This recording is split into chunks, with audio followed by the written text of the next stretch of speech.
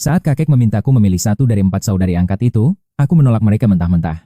Di kehidupan lalu, kakek mengadopsi 4 gadis yatim piatu untuk menemaniku tumbuh dewasa. Dulu mereka memanjaku hingga semua iri, tapi segalanya hancur seketika saat kakek mengembuskan napas terakhir. Mereka terjerat pesona pemuda miskin yang kubantu, lalu tega merampas segalanya dariku. Seluruh hartaku dikuras demi benalu itu, sementara aku disekap layaknya angsa yang patah sayapnya. Demi memuaskan pemuda itu, mereka menjadikanku pelampiasan nafsu bejat dalam berbagai posisi yang sangat menjijikkan. Si licik itu sengaja mencelakai dirinya sendiri dan memfitnahku sebagai dalang pelakunya. Keempat saudariku pun tega memaksa pengambilan organku hingga tubuhku hancur tak bersisa lagi. Aku mati mengenaskan di meja operasi akibat pendarahan hebat. Kini, aku terlahir kembali, tanpa ragu, aku menikahi perwira militer Sakya Yunshi. Usai dari kantor sipil, kakek langsung meneleponku. Jungsi sudah melamarmu 88 kali secara diam-diam, ketulusan hatinya tak perlu kau ragukan lagi. Wanita keluarga Jun sangatlah setia. Kakek sudah tua, dan ingin ada yang menjagamu selamanya. Dulu kau membagi saham grup pada mereka. Sekarang, aku akan menarik semuanya kembali. Mereka bukan istrimu, jadi tak pantas memegang aset berharga milik keluarga kita lagi. Mendengar perhatian kakek, mataku terasa panas. Di kehidupan sebelumnya, kakek sudah memperingatiku berkali-kali. Beliau bilang keempat wanita itu tak cocok jadi pendampingku, namun dulu aku terlalu buta. Kali ini, aku takkan menyia-nyiakan kesempatan kedua. Aku akan patuh dan menghindari takdir tragis itu. Menahan gejolak emosi, aku berusaha menjawab dengan ceria. Kakek, aku akan menuruti semua nasihatmu. Jagalah kesehatan di sanatorium keluarga Yun. Aku akan berkunjung saat tahun baru nanti. Begitu sampai di depan kamar, kulihat Sang Jida, si pengkhianat tak tahu untung itu, sedang bersantai. Di masa lalu, dia adalah kesayangan keempat saudari Yang. Pria itu tampak sangat dimanja. 4 wanita penguasa Aijing itu kini sedang mengerumuni Sang Jida dengan penuh perhatian. Liu Ruyuan, sang CEO dingin dari grup Liu, memberikan jam saku antik demi mengambil hatinya. Si dokter anggun Liu Rusue sibuk meniup semangkuk obat, memastikan suhunya pas untuk pemuda itu. Liu Rulan, bintang internet yang memikat, memeluk Sang Jida dengan sentuhan yang sangat mesra. Si pembalap liar Liu Ruyun bersenda gurau hanya untuk melihat senyum di wajah pria benalu itu. Melihat mereka, perutku mendadak perih. Ingatan tentang malam-malam hina dan menyakitkan itu kembali muncul. Segalanya menjadi jelas sekarang.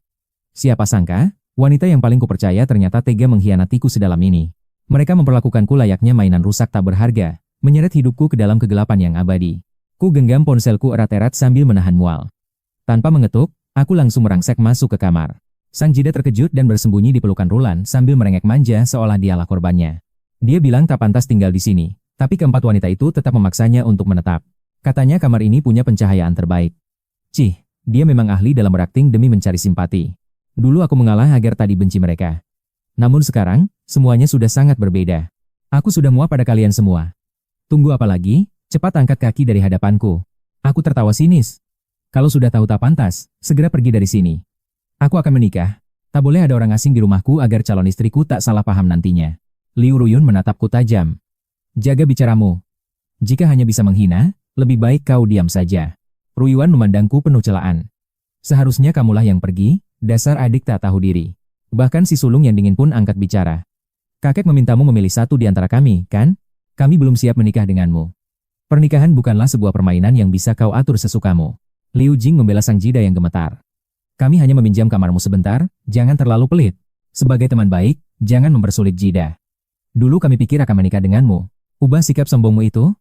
Dibandingkan pria baik seperti Jida, takkan ada wanita yang mau memilihmu. Dulu aku mungkin akan marah, tapi kini aku hanya menjawab datar. Aku pun tak berminat menikahi kalian. Yupingan, apalagi yang kau pura-purakan? Bentak Liu Ruyun sembari menunjuk deretan kado di rak itu. Semua pemberian kami berempat kau simpan layaknya harta karun. Mana mungkin kau tidak ingin menikahi kami? Tatapanku mengikuti telunjuk Liu Ruyun, tertuju pada rak menjulang setinggi 2 meter yang penuh sesak itu. Ada ribuan bangau kertas dari adik ketiga, hingga pena klasik yang selalu dipakai oleh kakak tertua. Bola kristal dari kakak kedua, hingga trofi balap perdana kakak keempat. Dulu, semua ini adalah duniaku. Tapi kini, kebencian meluap di dadaku. Aku melangkah tegap menuju rak itu di hadapan mereka bertiga. Tanganku menyambar trofi balap itu. Akan kutunjukkan seberapa besar tekadku untuk melepaskan kalian dari hidupku. Perang. Trofi itu hancur berkeping-keping. Sambil tersenyum dingin, amarahku yang membara belum juga padam. Kupatahkan pena pemberian kakak tertua, lalu kuhempaskan bola kristal dari kakak kedua hingga hancur berantakan. Ribuan origami itu kini hancur berserakan. Saat hendak merobek foto kebersamaan kami, sebuah tangan menghentikanku. Kakak tertua, Yu Ruyuan, mencengkeram tanganku kuat. Tatapan matanya yang sedingin es kini memancarkan kekecewaan mendalam. Cukup, serunya lirih. Ia merebut foto itu, Jika kau memang begitu terobsesi dengan ruangan ini, tinggallah di sini selamanya, tapi biarkan Ida menempati lantai 1. Aku pun mundur selangkah menjauh darinya. Setelah menciptakan jarak dari ketiga wanita yang menyesakan ini, barulah aku berani menatap tajam mereka. Villa ini warisan kakek untukku, ucapku dingin. Usir Sang Ida sekarang, atau kalian semua angkat kaki. Pergi saja kalian semua.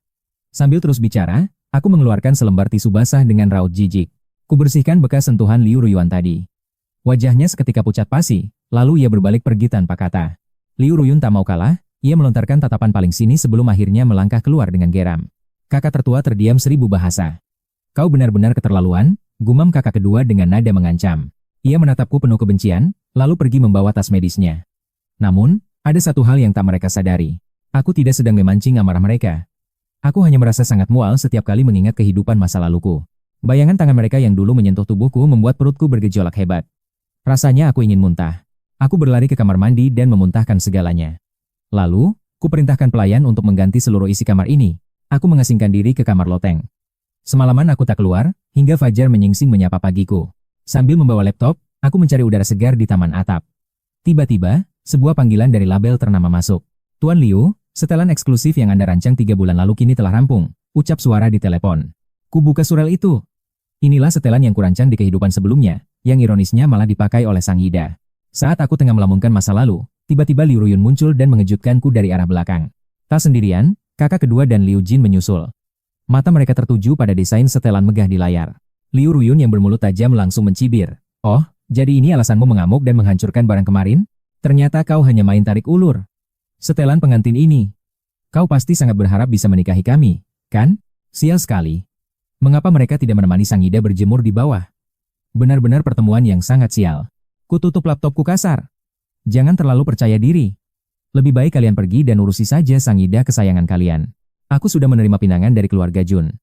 Jadi, jangan harap aku sudi bersaing demi mendapatkan kalian. Ekspresi kakak ketiga seketika berubah tegang. Keangkuhan yang biasanya terpancar kini sirna mendengar nama keluarga Yun. Keluarga Yun itu klan militer. Sekali jentik, mereka bisa menghancurkan 10 konglomerat. Jangan bicara omong kosong. Kakak tertua tidak akan tinggal diam membereskan kekacauanmu. Yurgie, kakak kedua, membetulkan letak kacamatanya dengan gugup. Ia mendekat dan mencoba menggenggam tanganku. Minta maaflah sekarang, agar keluarga kita bisa kembali harmonis seperti dulu. Kutepis tangannya dengan kasar hingga wajahku memucat. Sentuhan mereka membuatku muak, sungguh ironis, padahal awalnya. Dulu, aku rela mengirimkan susu segar langsung dari Selandia Baru hanya untuk merawat kehalusan tangan yang kini ku benci. Namun, justru tangan-tangan itulah yang tega merenggut ginjalku. Rasa sakit yang menghujam itu masih terasa hingga sekarang. Percaya atau tidak, itu urusan kalian. Teriakku sambil berlalu pergi, lalu mengunci diri rapat-rapat di dalam kamar. Malam harinya, seorang pelayan membawakan paket misterius. Isinya adalah sebuah cincin kuno bermotif naga dan feniks megah. Ponselku bergetar. Pesan dari Syahunjung masuk, menjelaskan bahwa cincin itu adalah pusaka keramat turun-temurun keluarganya. Hanya diwariskan kepada menantu laki-laki keluarga Jun sebagai bukti ketulusan cintaku, tulisnya dengan penuh keyakinan. Segera kusematkan cincin itu di jari manisku, lalu memotretnya untuk Jun Once. Bagaimana? Terlihat sempurna, bukan? Baru saja pesan terkirim, suara dingin kakak ketiga terdengar dari pintu. Dia bertanya dengan nada malas, apanya yang terlihat bagus? Belum sempat aku menoleh, sepasang lengan tiba-tiba melingkar erat di pinggangku dari belakang. Dia mendekapku dengan sangat posesif. Tubuh kami pun terhempas ke atas sofa. Di atas posisiku, jubah mandi longgar yang dikenakannya tersingkap, memperlihatkan guratan indah di bawah tulang selangkanya. Aroma alkohol menyeruak dari napasnya yang panas, sementara tatapan matanya tampak sayu dan mabuk. Sudut matanya memerah. Wajah cantiknya tersenyum manis, namun sorot matanya terasa sangat dingin dan hampa. Cincin siapa ini? Lepaskan. Jari manis hanya untuk pernikahan, jangan berlaga seenaknya, bentaknya kasar. Tatapannya begitu dingin sekaligus posesif, sebuah sorot mata yang sangat kukenal dari kehidupanku yang sebelumnya. Setiap kali dia menatapku seperti itu, dia selalu menuntut dengan kejam, seolah ingin menguasai seluruh keberadaanku. Rasa mual tiba-tiba muncul. Dengan mata memerah, ku tepis dia dan melayangkan tamparan keras. Liu Jing, kau sudah gila karena mabuk? Aku Liu Ping'an, bukan Sandida. Namun, Liu Jing malah mencengkeram tanganku dan menciumku dengan paksa. Tiba-tiba, teriakan Sandida terdengar dari pintu. Wajahnya tampak pucat pasi saat menyaksikan adegan panas di depannya. Ketiga kakak lainnya pun menatapku seolah ingin mengulitiku hidup-hidup.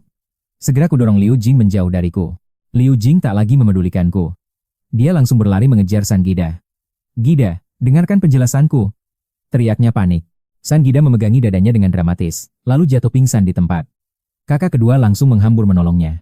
Mereka memapahnya keluar dengan cemas, diikuti oleh Liu Jin yang tampak sangat gelisah dan penuh rasa bersalah.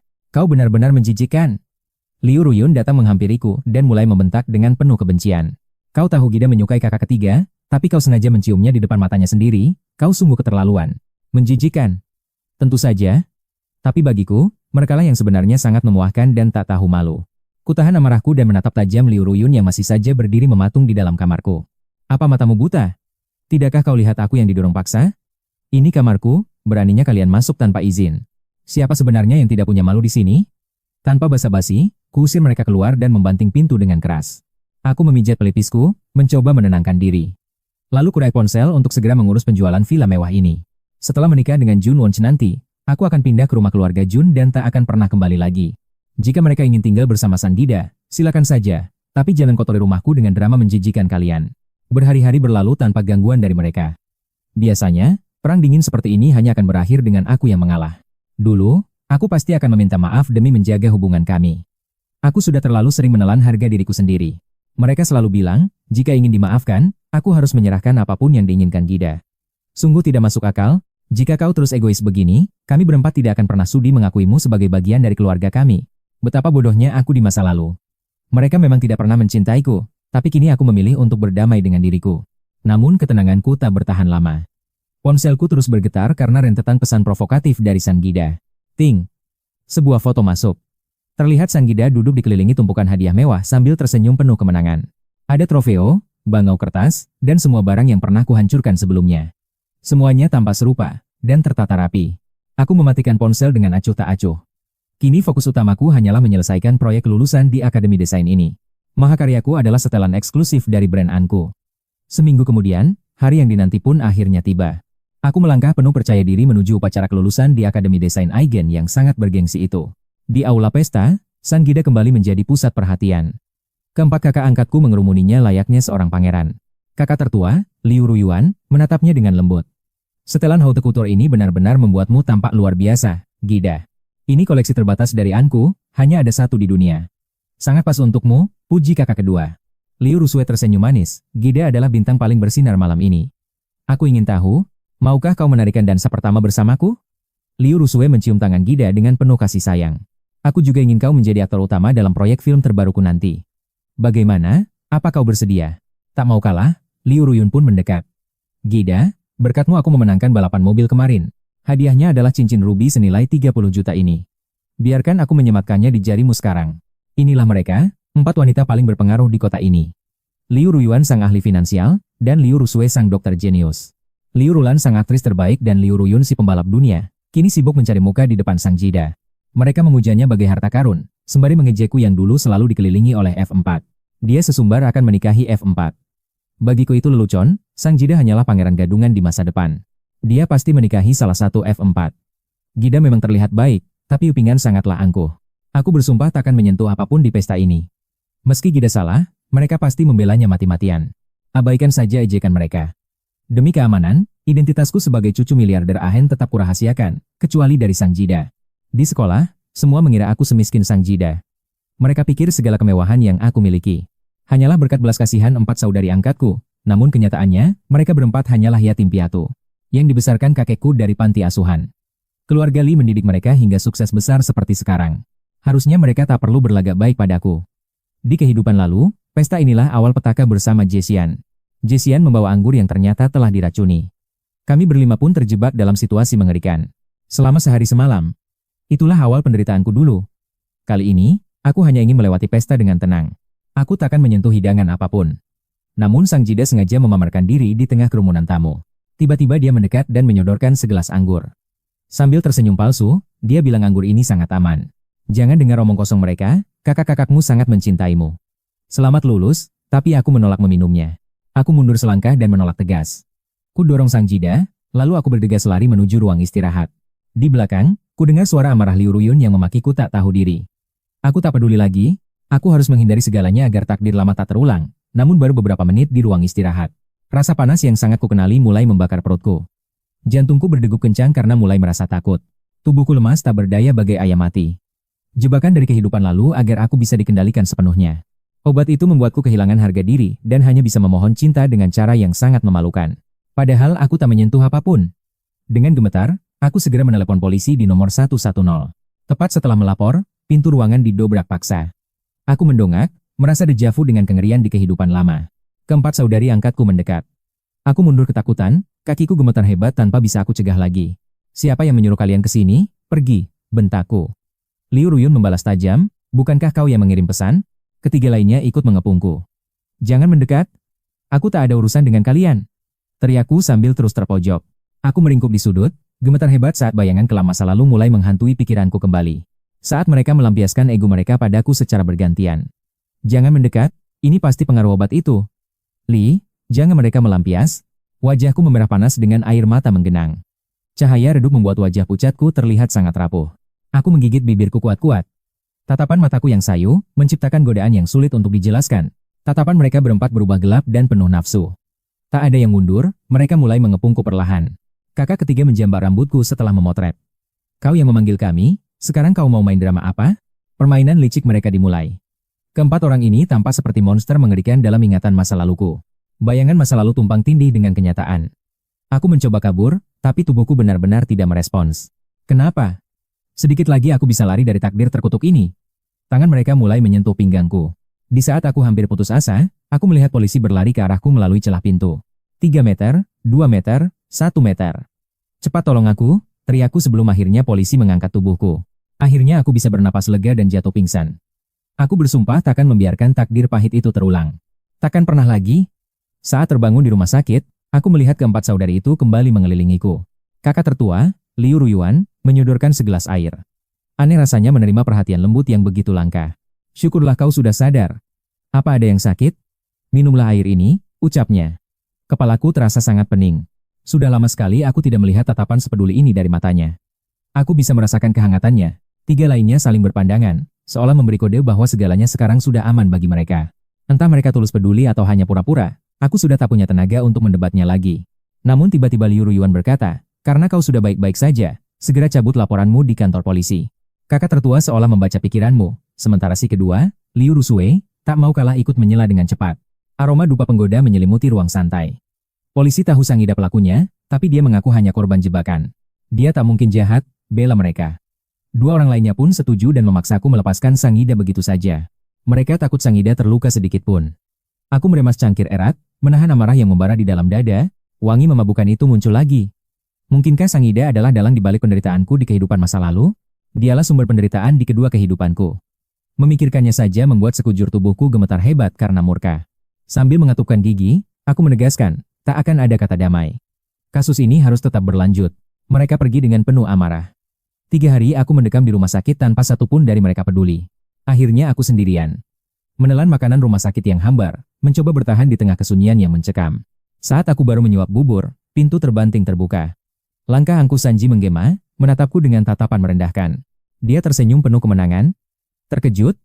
Padahal kau tahu akulah yang menjebakmu ke dalam lubang ini, kan? Dengan empat kakakmu melindungiku, aku takkan tersentuh. Awalnya aku ingin mengabaikannya, tapi sesuatu menarik perhatianku. Mataku tertuju pada seringai liciknya, lalu pada cincin kuno naga dan feniks yang melingkar di jarinya. Ekspresiku berubah drastis saat menyadari cincin di jariku hilang. Amarah meledak seketika di lubuk hatiku yang terdalam. Aku bangkit dari ranjang dan membentak Sanjida. Siapa yang mengizinkanmu memakai itu? Lepaskan cincinku sekarang juga. Tanpa rasa bersalah, dia memamerkan tangannya. Kakak keduamu yang memberikannya padaku karena aku bilang cincin ini cantik. Aku tak sudi mendengar bualannya. Tanganku bergerak menyambar, tapi sebelum sempat ku sentuh, dia sengaja menghindar. Tiba-tiba Sanji tersungkur ke lantai. Detik berikutnya, kakak keempat, Liu Ruyun, menerjang masuk seperti badai yang murka. Dia mendorongku kasar demi melindungi Sanji. Tak ada sedikit pun rasa khawatir untukku yang terluka karena dorongannya. Kepalaku terbentur, tapi Sanjida justru berakting ketakutan dalam dekapan Liu Ruyun. Benar-benar sandiwara yang menjijikan. Maaf, aku hanya ingin meminjamnya sebentar karena bagus, isaknya palsu. Jangan pukul aku sangat takut. Aku tak bermaksud mencurinya. Liu Ruyun langsung melepaskan cincin itu dari Sanjida sambil menatapku penuh kebencian. Hanya demi cincin ini kau memukulnya? Dasar kejam, bentaknya. Aku segera memungut harta berhargaku itu dari lantai. Kuusap debu pada cincin itu dengan hati-hati. Sementara itu, kakak Liu di pintu memandangku dengan sangat dingin. Cincin kotor itu sepenting itukah bagimu? Cibirnya. Kau benar-benar memanfaatkan keadaan hanya untuk drama rendahan ini? Minum obatmu dan pergilah. Serunya. Aku mendongak, lalu berteriak menyuruh mereka semua angkat kaki dari hadapanku. Liu Ruyun pergi dengan penuh amarah, membawa Sanjida yang tersenyum puas di balik punggung kakakku itu. Kakak Liu pun melenggang pergi tanpa peduli padaku yang terpuruk. Kini, hanya kesunyian yang menemani luka-lukaku. Kututup pintu rapat-rapat. Tak ada lagi air mata. Mulai sekarang, aku akan memutuskan semua ikatan beracun dengan mereka. Esoknya aku keluar dari rumah sakit, tapi tatapan sinis orang-orang membuat perasaanku tidak enak. Sesuatu telah terjadi. Ponselku bergetar hebat. Namaku menjadi topik hangat nomor 1. Sang dewa desain kini terseret dalam skandal besar. Liu Ping'an dituduh menjiplak karya kelulusan sahabatnya sendiri, Sanida. Berita palsu ini menyebar bak api liar. Skandal ini persis seperti tragedi di kehidupan sebelumnya. Sejarah kelam itu kembali menghantuiku sekali lagi tanpa ampun. Dulu, aku dikurung oleh 4 kakakku sementara mereka menggunakan akun pribadiku untuk meminta maaf atas kesalahan palsu. Reputasiku hancur lebur di seluruh kota. Dengan napas berat, aku memberanikan diri membuka detail berita yang viral itu. Seperti kutukan yang berulang, keempat kakakku kembali berdiri di sisi Sanjida, menusukku tepat di jantung pertahananku. Kubuka video viral itu. Di sana, kakak tertua Liu Ruyuan berdiri angkuh di depan sorotan kamera media ternama. Sanjida adalah aset berharga kami, tegasnya. Aku sangat yakin, seorang jenius seperti dia mustahil melakukan plagiarisme. Di panggung film barunya, kakak ketiga bahkan menarik Sanjida ke atas panggung untuk memamerkan dukungannya secara publik. Kakak kedua, Liu Rusui, juga tampak mendampingi Sanjida. Mereka berdiri bersama, menghancurkan martabatku sebagai seorang adik. Ida adalah sosok yang murni dan tulus, teriak mereka. Sementara itu, kakak keempatku sedang melakukan manuver gila. Liu Ruyun mengemudikan mobil balapnya dengan spanduk dukungan untuk Sanjida, seolah itu adalah kebenaran yang mutlak. Nama besar keluarga Liu digunakan untuk menyudutkanku. Seluruh dunia kini berbalik memihak si rubah licik, Sanjida. Opini publik berubah drastis. Dalam sekejap, aku menjadi sosok yang paling dibenci dan dicaci maki masyarakat luas. Idola sekolah macam apa Liu Ping'an, cibir mereka. Ternyata dia hanyalah monster haus pujian yang penuh kepalsuan. Siswa-siswa picik itu menuduhku menjiplak Sanjida hanya demi hadiah 5 juta yang tidak seberapa. Tak heran F4 mengabaikanku. Baginya aku hanya wadah kosong tanpa bakat dibanding Sanjida. Menatap layar ini, ingatan kehidupan laluku kembali. Saat aku dipaksa mengakui dosa yang tak kuperbuat, reputasi hancur dan diblokir industri takkan menghentikanku. Aku telah kembali untuk membalikan takdir ini. Aku bergegas ke villa untuk mengambil manuskrip asli, lalu segera mengunggah klarifikasi di media sosial. Seluruh panduan desain dan proses kreatif kupaparkan dengan sangat rinci. Tak ada ruang untuk keraguan, hanya satu kalimat tegas yang kutinggalkan. Liu Ping'an tidak akan pernah merendahkan harga dirinya dengan menjiplak. Dunia maya langsung gempar, namun 3 menit kemudian server Weibo mendadak tumbang karena kekacauan ini. Klarifikasiku lenyap seketika. Lalu kakak sulungku, Liu Ruyuan, menelepon dan memintaku mengakhiri sandiwara ini. Suaranya begitu dingin. Dia melindunginya hanya karena kesehatan Gida sedang menurun. Sungguh sebuah alasan picik. Baginya ini urusan sepele, sementara kuku tanganku mencengkeram daging hingga berdarah menahan amarah yang meluap. Jadi kau yang menghapus postinganku? Tanyaku dengan suara yang tetap tenang meski hatiku hancur berkeping-keping. Dia juga melenyapkan topik trending itu. Dia memotong bicaraku dengan amarah yang meledak-ledak tanpa perasaan. Gida yang menjiplak karyaku. Mengapa aku yang harus menanggung semua konsekuensi pahit ini? Dia menjawab dingin. Kau tidak butuh uang receh itu, katanya. Netizen hanya mencari hiburan sesaat, semua ini akan segera berlalu. Aku tertawa penuh amarah.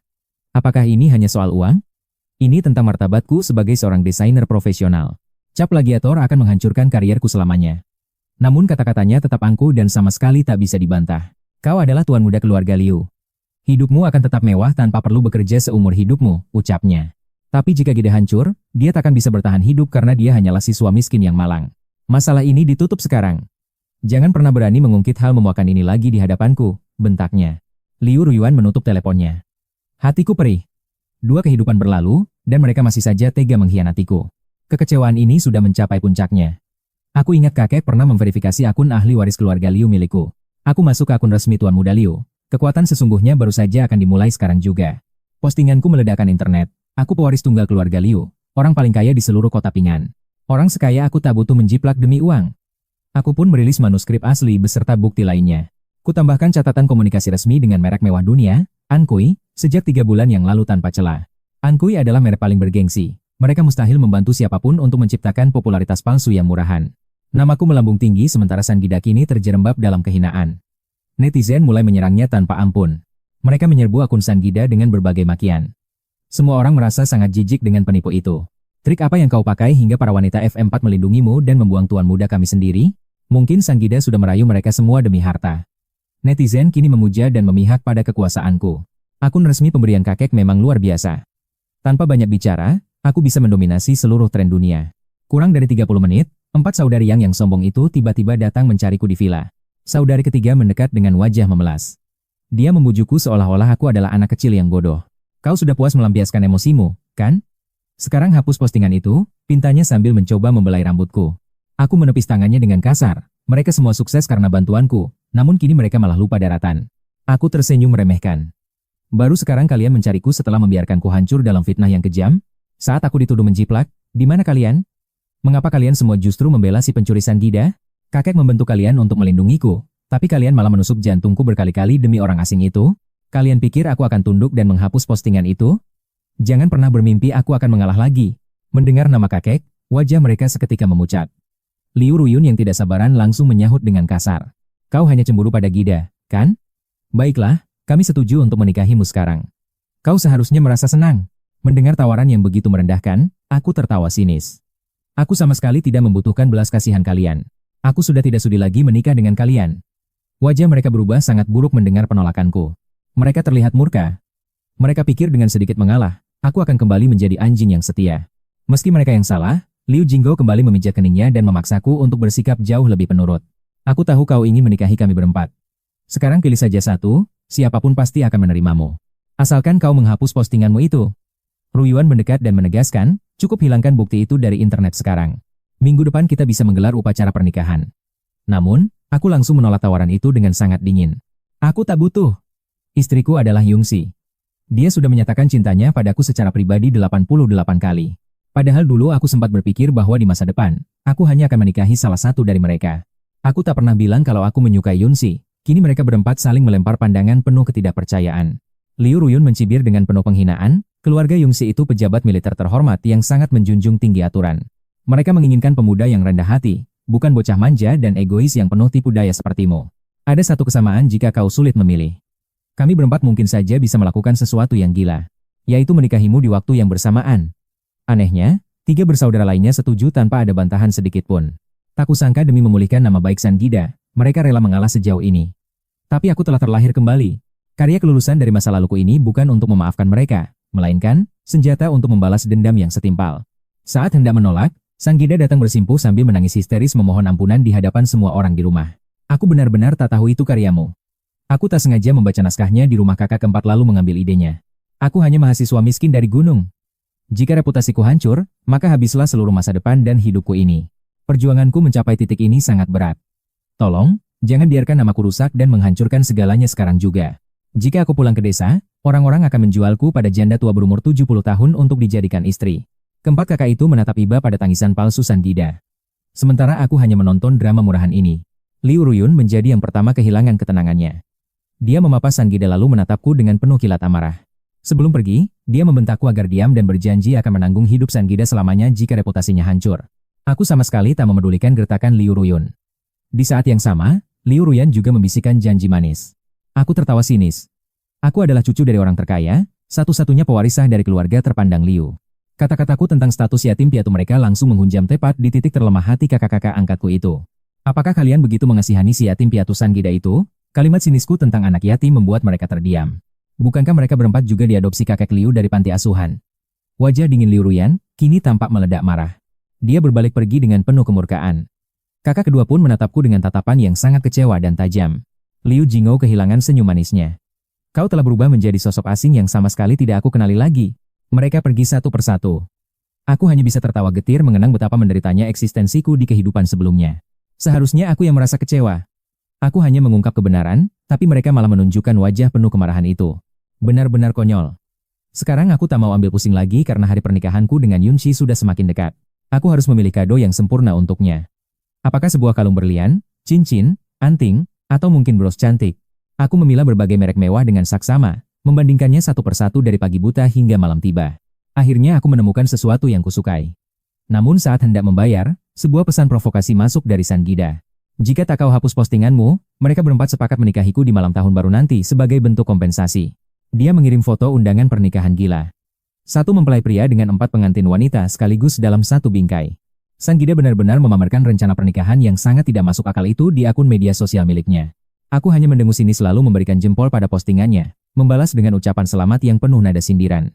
Tiba-tiba Liu Ruyun menelepon dengan nada suara penuh kepuasan, seolah dia sedang berada di atas angin sekarang.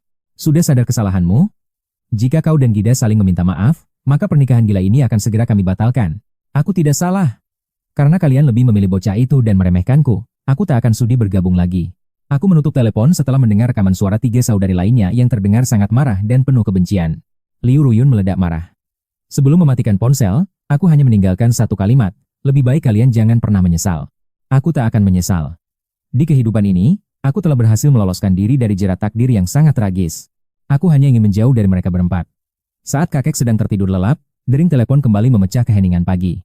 Panggilan dari kakek membuyarkan segalanya. Dunia maya telah mengungkap kebenaran yang tak pernah kuduga selama bertahun-tahun ini. Kakek murka. 4 pengkhianat itu harus membayar. Cabut semua hak mereka, teriaknya penuh amarah dari seberang telepon. Aura kemarahan kakek begitu mencekam. Ibu dengan lembut mencoba menenangkannya agar emosi itu tidak memperburuk kondisi kesehatannya. Aku sudah mati rasa terhadap mereka. Sekarang ada Yungsi di sisiku, sosok yang berjanji akan melindungiku selamanya. Amarah kakek perlahan mereda. Akhirnya, keputusan diambil, pernikahanku dengan Yungsi resmi dijadwalkan tepat 1 minggu dari sekarang. Bersiaplah dengan matang, pesannya.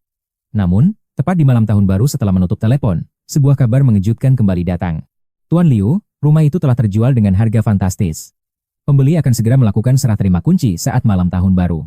Aku beranjak dari ranjang dengan senyuman tipis.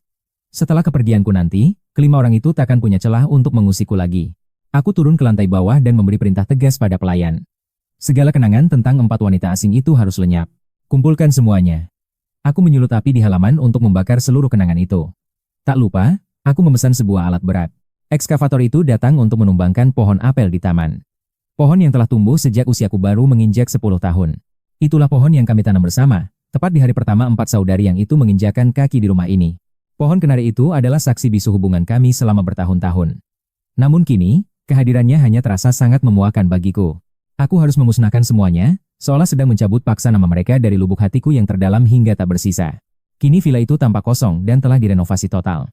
Tiba-tiba, suara Liu Ruyun terdengar melontarkan pertanyaan tajam dari pintu. Kenapa pohon kenari di halaman itu ditebang? Tanyanya sambil mendekat. Sorot matanya menghujamku, seolah menuntut penjelasan yang masuk akal. Kusangka dia akan meledak marah, namun dia justru berkata dingin bahwa Gida memang tidak menyukai bunga begonia itu. Mulai sekarang, tanam saja bunga lili yang suci karena Gida sangat menyukainya, ucapnya tanpa rasa bersalah sedikitpun. Aku hanya bisa tersenyum sinis. Silakan saja, mulai sekarang kau dan Gida adalah keluarga yang sesungguhnya, balasku telak. Liu Ruyun mendadak mematung. Dia tampak sangat terkejut, seolah tidak percaya kata-kata sedingin itu keluar dari mulutku sendiri. Tatapannya berubah menjadi rumit dan penuh kegelisahan. Katakan saja jika memang itu yang kau inginkan sejak awal, ucapnya terbata. Belum sempat dia selesai bicara, ponselku berdering. Itu adalah perencana pernikahan profesional yang telah disewa secara khusus oleh Yungsi. Tuan Liu, detail lokasi dan seluruh rangkaian acara pernikahan 1 minggu lagi sudah kami kirimkan ke alamat surel Anda. Silakan periksa jika ada bagian yang ingin diubah, ucapnya. Tanpa membuka surel itu, aku menjawab tegas agar mereka mengaturnya. Suara telepon itu terdengar sangat jelas. Yungsi yang berdiri di sampingku hanya bisa tertawa kecil mendengar percakapan formal tersebut. Begitu sombong. Mereka tak tahu jika kami juga menyiapkan pesta untuk Gida minggu depan. Sebuah skenario perebutan mempelai dimulai. Liu Ping'an harus menerima ganjaran atas kesalahannya. Penyesalanmu sudah terlambat, kami akan memberikan Gida sebuah pesta pernikahan impian. Ada 4 orang yang takkan pernah bisa kau rebut kembali. Aku menatap mereka dengan tatapan tenang yang sangat luar biasa. Jangan khawatir, aku takkan sudi berebut. Aku sudah memiliki calon istriku sendiri dan takkan pernah sudi menikahi kalian. Aku sudah punya istri, ucapku mantap. Tak terasa malam tahun baru tiba, hari pernikahan agung pun akhirnya telah datang. Pagi-pagi sekali, aku menuruni tangga sambil menjinjing koper besarku. Di sana, aku langsung berpapasan dengan sosok Sang Gida. Dia tampak sangat gagah mengenakan setelan jas mewah rancangan desainer ternama yang melekat sempurna di tubuh atletis milik Sang Gida. Jas itu adalah desain yang kuciptakan sendiri saat kelulusan dulu. Gida menatapku remeh yang hanya memakai kemeja dan celana biasa. Dengan seringai angku dia bertanya. Hari ini pernikahan, kenapa tidak pakai jas? Jangan pikir koper itu bisa menyelamatkanmu dari sini. Jangan harap mereka akan pergi bersamamu. Itu mustahil. Ketusnya. Aku benar-benar sudah tidak memiliki gairah untuk meladeni omong kosongnya. Aku menjawab dengan nada sedingin es, kuharap kalian berlima bahagia selamanya. Tolong, jangan pernah berani mengusik hidupku lagi. Aku melangkah mantap menuju halaman dengan koper di tangan. Tetaplah di rumah dan siapkan makan malam tahun baru yang megah. Keempat wanita itu seketika terbungkam. Melihat koper di tanganku, raut wajah mereka berubah menjadi penuh kepanikan yang sangat nyata. Mau pergi kemana kau? Tanya mereka serentak. Liu Jin langsung merangsek maju dan mencengkeram tanganku dengan sangat kuat. Ekspresiku tetap datar dan tenang, seolah-olah aku hanya akan pergi menghadiri sebuah pesta pernikahan biasa sebagai seorang tamu. Melihat sikapku yang begitu santai, mereka justru merasa lega. Mereka mengira aku hanya sedang memainkan drama tarik ulur perasaan. Liu Ruyan mendekat, disusul Chen Mei yang berkata, asalkan kau berhenti memusuhi Gida dan bisa hidup berdampingan secara damai. Kami akan menepati janji kakek untuk menikahimu dan segera meresmikan dokumen pernikahan kita berdua secepat mungkin, lanjutnya penuh penekanan. Yang lainnya mengangguk setuju. Mereka percaya jika aku menerima kehadiran Gida, kami akan menjadi keluarga yang paling bahagia di dunia. Hari ini malam tahun baru. Jika kau merasa telah berbuat salah, cukup siapkan makan malam di rumah dengan baik. Tunggu saja sampai janji suci ini usai, dan rayakan tahun baru tanpa kehadiranku lagi selamanya. Hari ini adalah hari pernikahanku juga, aku melangkah mantap meninggalkan kemewahan villa terkutuk ini. Mulai detik ini, tahun baru kalian tak lagi melibatkan diriku. Seruku tanpa peduli amarah mereka. Langkahku tak goyah menuju halaman luas, meski keempat saudariku mencoba memohon agar aku tetap tinggal. Mereka akhirnya menyerah dan justru sibuk menuntun Sanggida masuk ke dalam mobil pengantin mewah. Tiba-tiba, suara gemuruh membelah langit. 24 helikopter tempur muncul dari balik awan gelap. Mesin itu mendarat gagah di atas rumput, membuat semua orang terpaku saat pasukan elit mulai turun. Dengan seragam militer yang sangat wibawa, mereka berbaris rapi lalu memberi hormat padaku dengan lantang. Atas perintah Komandan Yungxi, kami datang menjemput mempelai pria, Tuan Muda Pingan untuk upacara agung ini. Simbol militer pada helikopter itu benar-benar membungkam kesombongan semua orang yang ada di sana saat ini. Saat helikopter bersiap lepas landas, wajah keempat saudariku tampak pucat pasi, namun Sanggida segera menghalangi. Dengan setelan mewahnya, Sanggida kembali memasang wajah memelas dan berseru dengan nada yang sangat lirih. Kakak, aku tak menyangka Pingan tega menggunakan cara kotor ini demi merebut kalian dari sisiku sekarang. Ini pasti sandiwara murahan. Mana ada pengantin wanita yang tak muncul? Dia pasti menyewa aktor figuran saja. Keraguan mulai merayapi hati mereka yang tadinya ingin mengejarku. Semua langkah pun seketika terhenti total. Namun di lubuk hati terdalam genam, mereka gentar karena tak ada yang berani mempermainkan nama besar keluarga Yun. Sambil meneteskan air mata buaya, Gida berbisik, aku hanyalah orang biasa yang tak berdaya di sini. Pingan sengaja menjebakku. Dia punya keluarga Liu yang melindunginya, sedangkan aku tak punya siapa-siapa lagi. Dia hanya ingin menghancurkan hari bahagiaku dan menjadikanku bahan tertawaan seantero kota yang sangat kejam ini. Aku tak akan bisa bertahan hidup jika dia terus begini. Ucapnya yang langsung meracuni pikiran mereka. Liu Ruyun mendengus kesal sambil merapikan gaunnya. Ia merasa sangat bodoh hampir saja tertipu oleh muslihatku. Kenapa hatinya bisa begitu penuh dengan kelicikan? Pikirnya, menatap Sanggida yang gemetar bagai rusa kecil. Aku tak punya harta selain cinta kalian, beda dengannya yang terlahir sebagai tuan muda kaya raya. Pingan tak pernah tahu sulitnya mencari sesuap nasi. Dia bisa melakukan apa saja tanpa rasa takut. Jika aku kehilangan kalian, lebih baik aku mati saja karena duniaku akan menjadi gelap gulita selamanya. Seketika itu juga, bendungan air matanya pecah, membuat suasana semakin dramatis dan penuh dengan kepalsuan nyata. Hati keempat saudariku pun luluh, mereka segera mendekat dan memeluk erat sang adik kesayangan itu kembali. Tenanglah, hari ini kau adalah pengantin pria tertampan, harta paling berharga yang sangat kami cintai selalu. Jangan khawatirkan dia, kami tak akan pernah membiarkanmu sendirian, bukankah begitu, wahai kakak tertua kita? Liu Ruyan yang biasanya dingin pun mengangguk lembut, berjanji tak akan meninggalkan pengantin kesayangan mereka itu. Pernikahan pun berlanjut seolah tak terjadi apa-apa, sementara Sanggida tersenyum penuh kemenangan di dalam hati. Saat helikopter mendarat tepat di atas karpet merah, jantungku berdegup kencang karena rasa gugup yang hebat. Aku teringat pada Yungxi, pria yang belum sempat kuutarakan perasaanku secara langsung selama pertemuan singkat kami. Ada ikatan batin yang tak bisa kujelaskan, apalagi para tetua selalu memujinya sebagai sosok yang sempurna. Kakek bahkan pernah bilang di telepon bahwa Yungxi adalah pemuda terbaik yang pernah ia temui selama ini. Kutatap bros indah yang kusiapkan untuknya, sambil merapikan penampilan di depan cermin pesawat dengan sangat teliti. Setelah memastikan semuanya sempurna tanpa celah sedikit pun, barulah aku melangkah turun dengan penuh percaya diri. 2 jam berlalu, keempat saudariku dan Sanggida akhirnya tiba di depan gerbang megah kediaman Yunjin. Helikopter yang terparkir gagah di halaman mansion itu benar-benar menjadi pemandangan yang sangat luar biasa mewah. Liu Ruyun yang baru saja turun dari mobil mewah langsung melempar senyum sinis yang penuh dengan ejekan. Dia pasti hanya ingin pamer dan mengacaukan hariku. Pikirnya, diikuti anggukan setuju dari saudarinya yang lain. Mereka yakin kedatanganku di sini hanyalah gertakan sambal agar mereka membatalkan pernikahan dengan si licik Gida. Pingan hanya ingin menarik ulur perhatian kita, ujar Gida yang kembali berakting seperti kelinci yang ketakutan. Mata mereka memerah menahan amarah yang membara, siap melabrak siapapun yang menghalangi kebahagiaan adik mereka. Siapa sangka, Pingan akan bertindak sejauh ini. Kita harus waspada sebelum dia benar-benar menghancurkan segalanya sekarang. Aku sangat takut jika tidak bisa menikahi kalian berempat. Seketika, ekspresi orang-orang di sekitarnya berubah drastis saat mendengar itu. Jungsi yang paling dewasa menatapnya lekat. Jangan cemas, Cida. Jika langit runtuh sekalipun, kami akan tetap menjadi pengantinmu. Adik kedua yang belum sempat berkata-kata pun berbisik lembut, berusaha menghapus kegelisahan yang menyelimuti hatinya. Kita sudah berjanji untuk memberikan pesta pernikahan paling istimewa. Sumpah kami takkan tergoyahkan oleh apapun di dunia ini. Usai sesi foto, adik ketiga melemparkan tatapan mengejek yang tajam ke arah Sangida. Suasana semakin memanas. Ia mengangkat alis sambil tersenyum menggoda. Bagaimana mungkin kami mengecewakan pengantin pria tertampan hari ini? Puji Liu Ruyan anggun. Dengan ketenangan yang mutlak, Liu Ruyan memastikan segalanya terkendali. Seluruh prosesi sudah diatur, aku akan menempatkan penjaga di setiap sudut. Takkan kubiarkan ada gangguan sekecil apapun? Jaminan dari mereka bagaikan embusan angin segar yang menenangkan jiwa Sangida. Diam-diam, rasa puas yang tersembunyi menyelimuti hati Ida. Pesta megah mereka dilangsungkan di Aula Elit Mansion Yundin. Tepat di sebelah aula utama yang mewah, terdapat ruangan lain yang tak kalah megah. Namun, perbedaan kelas di antara keduanya mulai terasa. Kemewahan itu tak tertandingi. Aula kelas atas memiliki air mancur berlian di tengahnya, sesuatu yang tak dimiliki aula biasa lainnya. Sangida yang haus akan perhatian merasa gengsinya terusik. Ia tak rela jika pernikahannya tidak menggunakan aula terbaik yang ada di sana. Ia menarik lembut ujung lengan baju adik ketiga, Liu Jinggo, sambil merajuk manja, "Kakak, lihat air mancur berlian yang memukau itu. Tidakkah kita bisa memindahkan pesta kita ke aula elit itu?" Tanya Sangida dengan binar mata penuh harap yang manipulatif. Liu Jinggo tampak kebingungan, bukankah kakak tertua sudah memesan yang paling mewah? Mengapa aula utama itu justru terabaikan dari daftar?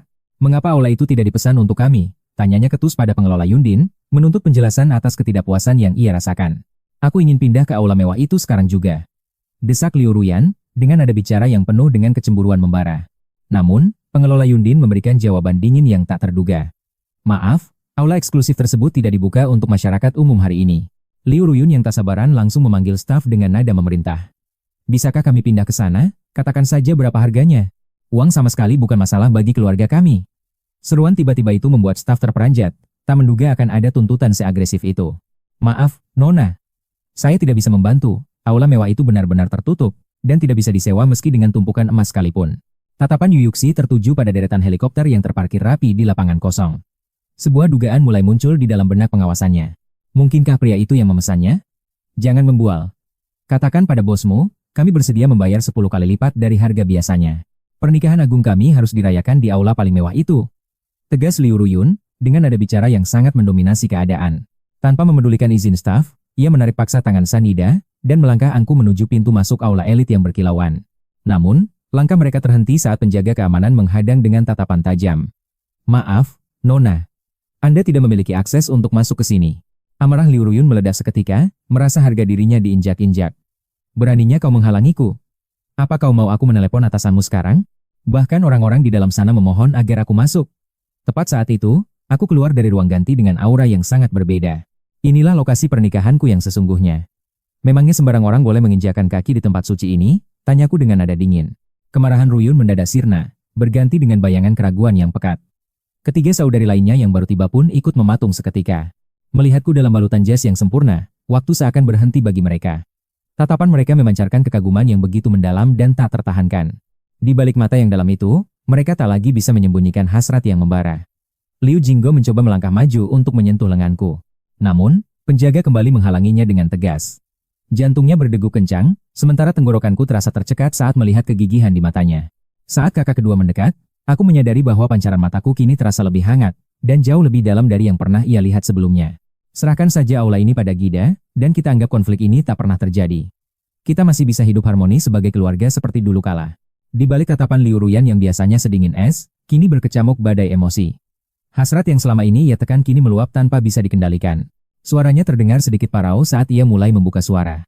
Sudah, cukup drama yang kau buat beberapa hari ini, kau sudah keterlaluan. Ikuti perintahku.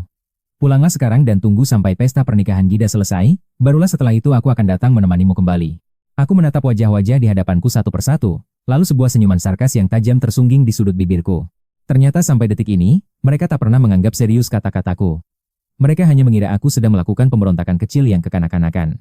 Aku datang ke sini murni untuk menikah, ucapku dengan penuh ketenangan. Dan inilah tempat di mana janji suciku akan diikrarkan. Sang Gida tiba-tiba melontarkan pertanyaan dengan binar mata yang tampak sangat polos. Pingan, jika kau ingin menikah, lalu di mana mempelai wanitanya? Apakah seseorang bisa menikah sendirian tanpa pasangan? Jangan-jangan kau hanya berniat untuk mengacaukan hari bahagiaku ini, bukan? Aku benar-benar muak dengan sandiwara teh hijau yang ia tunjukkan di momen ini. Dengarkan baik-baik, aku sudah memiliki calon istriku sendiri. Kalian berlima, silakan lakukan apapun sesuka hati kalian. Tapi jangan pernah menggangguku lagi, agar istriku tidak salah paham pada kalian. Keempat saudari yang celingukan mencari sosok pengantin, yang tak kunjung tampak. Mereka yakin aku hanya membual. Liu Ruyan melirik jam tangannya dengan gelisah. Wajahnya menegang. Berhentilah mengacau, pernikahan kami dengan Gida harus segera selesai. Aula mewah ini milik kami sekarang. Pengawal, bawa dia pulang ke villa. Mendengar acara hampir dimulai, si kakak kedua pun mulai kehilangan kesabarannya. Trik murahan ini sudah basi. Aku membalas tatapan mereka dengan sangat dingin. Siapa yang bermain trik? Aku sudah bilang, istriku hanyalah satu, namanya Yunxi. Setelah itu, aku memerintahkan petugas keamanan untuk menyeret mereka semua keluar. Jangan biarkan kelimanya menginjakkan kaki di sini. Usir mereka sekarang juga. Petugas bergerak cepat. Amarah Liu Ruyun pun meledak hingga ke ubun-ubun. Keluarga Yun yang terhormat mana mungkin melirik pemuda sombong sepertimu. Sadarlah, jangan buang waktu kami. Segera pergi dari sini. Namun, sebuah suara tiba-tiba menggelegar. Justru kalianlah yang harus angkat kaki. Sesosok wanita anggun turun dari mobilnya. Parasnya begitu menawan dengan tatapan sedingin es. Gaun sutranya berkilau sangat indah. Detail bordir mawar pada gaun pengantinnya membingkai leher jenjangnya dengan sempurna. Kulitnya seputih salju di balik kain tipis itu. Ia bagaikan dewi yang turun dari hayangan. Dengan langkah anggun, ia menghampiriku. Maafkan aku sayang, aku terlambat, bisiknya lembut. Ada misi mendadak yang harus diselesaikan. Keringat tipis terlihat membasahi keningnya. Dia pasti bergegas demi aku. Aku pun refleks ingin menghapus peluh di wajahnya. Belum sempat tanganku menyentuhnya, suara melengking Ruyun memecah suasana. Aktor dari mana ini? Cepat pergi. Pernikahan agung kami dengan Gida akan segera dimulai sekarang juga. Karena latar belakang militernya, sosok Yunxi memang sangat jarang tersorot oleh media massa. Wajar jika mereka tak mengenalinya. Gida yang ketakutan pun mulai berakting sedih. Air mata buayanya mulai tumpah. Ia berpura-pura menjadi korban yang sangat menderita. Aku tahu kau cemburu karena para kakak ini memilihku. Mereka hanya ingin melindungiku. Mereka tak ingin aku dihina. Jika kau terus mengacaukan pesta suci ini, aku akan menjadi bahan tertawaan dunia. Karirku di kota Aichen akan hancur total. Aku terpaksa harus kembali ke desa terpencil dan membusuk di sana selamanya. Tangis Gida semakin pecah, seolah-olah dialah orang yang paling tersakiti di sini. Keempat saudari itu pun langsung luluh. Hatiku terasa muak melihat sandiwara murahan ini. Cukup. Kau tak bisa sukses karena kau mencuri desain kelulusanku, dasar pencuri. Kau yang bersalah, jadi berhentilah berakting seolah-olah kau adalah korbannya. Liu Ruyun mengepalkan tinju. Cukup Pingan. Gida sudah meminta maaf soal masalah kecil itu. Dia hanya mencari inspirasi dari komputermu. Itu bukan pencurian, hanya meminjam ide. Kenapa kau begitu picik? Senyum sinis pun langsung terukir di bibirku yang dingin. Meminjam ide? Dia bahkan memakai setelan hasil rancanganku untuk pernikahan bodoh ini. Pencuri tetaplah pencuri. Kata-kataku menusuk tepat di ulu hati mereka semua. Liu Ruyun terdiam 1000 bahasa. Wajahnya memerah karena rasa malu yang luar biasa. Cukup sampai di sini. Ia beralih menatap Yunxi yang berdiri anggun dalam balutan gaun. Insting bisnis Ruyun memberitahunya bahwa wanita di depannya ini bukanlah orang sembarangan. Aura wanita ini terlalu kuat untuk seorang aktor bayaran. Keheningan mencekam pun tercipta. Kami sudah terlalu memanjakanmu, Pingan. Setelah pesta ini usai, kami akan memberimu pelajaran. Kakak kedua pun ikut mengancam. Minggir sekarang jika kau masih ingin selamat. Biarkan kami menyelesaikan pernikahan ini. Kami tak butuh permintaan maaf sampahmu itu. Tiba-tiba Yunxi melangkah maju. Tatapannya tajam menghunus, mengintimidasi siapapun yang menyentuh prianya. Belum saatnya kalian mengajariku. Suara Yunxi memecah keheningan, disambut tatapan dingin para wanita sombong itu. Terutama Liu Jinhou, amarahnya meluap saat melihatku bersembunyi di balik perlindungan dan wibawa Yunxi. Senyumnya memudar, digantikan tatapan tajam penuh kebencian. Nada suaranya kini bergetar karena sarkasme yang menusuk. Agensi mana yang mengontrakmu? Aktingmu sangat memukau, cocok menjadi pemeran utama dalam drama picisan. Kau berani melawan? Yunxi menoleh, menatap mataku seolah mencari jawaban atas keraguan yang menyelimuti jiwanya. Mereka kakak angkatku, tapi memang sulit mengerti bahasa manusia. Aku mengangguk pelan memberikan isyarat pada Yunxi. Ruyun tersenyum sinis. Sandiwara ini takkan lama, Pingan. Jangan biarkan keluarga Jun tahu siapa kau sebenarnya. Urus saja masalahmu. Kau akan butuh bantuan kakak tertua untuk membersihkan segala kekacauan yang kau buat. Cepat kosongkan aula ini. Aku akan merayakan pernikahanku dengan Yira sekarang juga tanpa gangguan apapun. Yunxi memijat keningnya yang lelah, lalu memberi isyarat rahasia pada pengawal pribadinya yang baru saja tiba. Bawa mereka pergi. Karena kalian tidak paham kata-kata, aku akan mengajarimu cara bekerja lewat tindakan nyata. Usir mereka. Mulai detik ini, mereka dilarang keras menginjakkan kaki di seluruh properti milik keluarga Jun. Kelima orang itu tersentak menyadari kepungan pengawal. Fisik mereka jauh lebih tangguh dibanding penjaga kediaman biasa. Otot yang menonjol dan aura militer membuat suasana mencekam. Liu Ruyun mencoba membela diri dengan sia-sia. Namun, bentakan Liu Ruyan menghentikannya. Ruyan terpaku saat matanya beradu dengan tatapan maut milik Yunxi. Tekanan besar yang terpancar dari sosok Yunxi seolah membisikkan peringatan berbahaya langsung ke dalam sanubarinya. Dia benar-benar Tuan Muda Jun. Ruyan mundur selangkah sebelum para pengawal itu bertindak lebih jauh lagi. Kami tidak butuh aula ini. Kami akan kembali ke tempat semula untuk melanjutkan upacara pernikahan kami. Siapapun kau, ingatlah bahwa keluarga Liu punya posisi penting di Aichang. Jangan pernah meremehkan martabat kami. Kerjasama antar keluarga sangat krusial. Jangan membuat keributan yang merugikan. Ruyan memang sangat licin dalam bernegosiasi. Dia pejuang bisnis yang handal, tapi Yunxi tak bergeming sedikitpun. Kata-katanya justru semakin menusuk jantung. Jika ingatanku benar, kalian hanyalah anak angkat kakek. Kalian bukan pewaris darah yang sesungguhnya di keluarga. Tanpa nama Liu, kalian bukan siapa-siapa. Bayangkan jika kakek tahu kalian telah berani menindas cucu kandungnya, mungkin kalian sudah diusir sejak lama. Pergilah selagi aku masih memiliki sedikit kesabaran yang tersisa saat ini. Kehadiran kalian tidak diinginkan di sini. Ucapan Yunxi menghantam harga diri mereka dengan sangat telak dan menyakitkan. Meski geram dan mengepalkan tinju, tak satu pun dari mereka berani melakukan tindakan provokatif seperti sebelumnya. Aura Yunxi yang begitu mendominasi melumpuhkan keberanian mereka.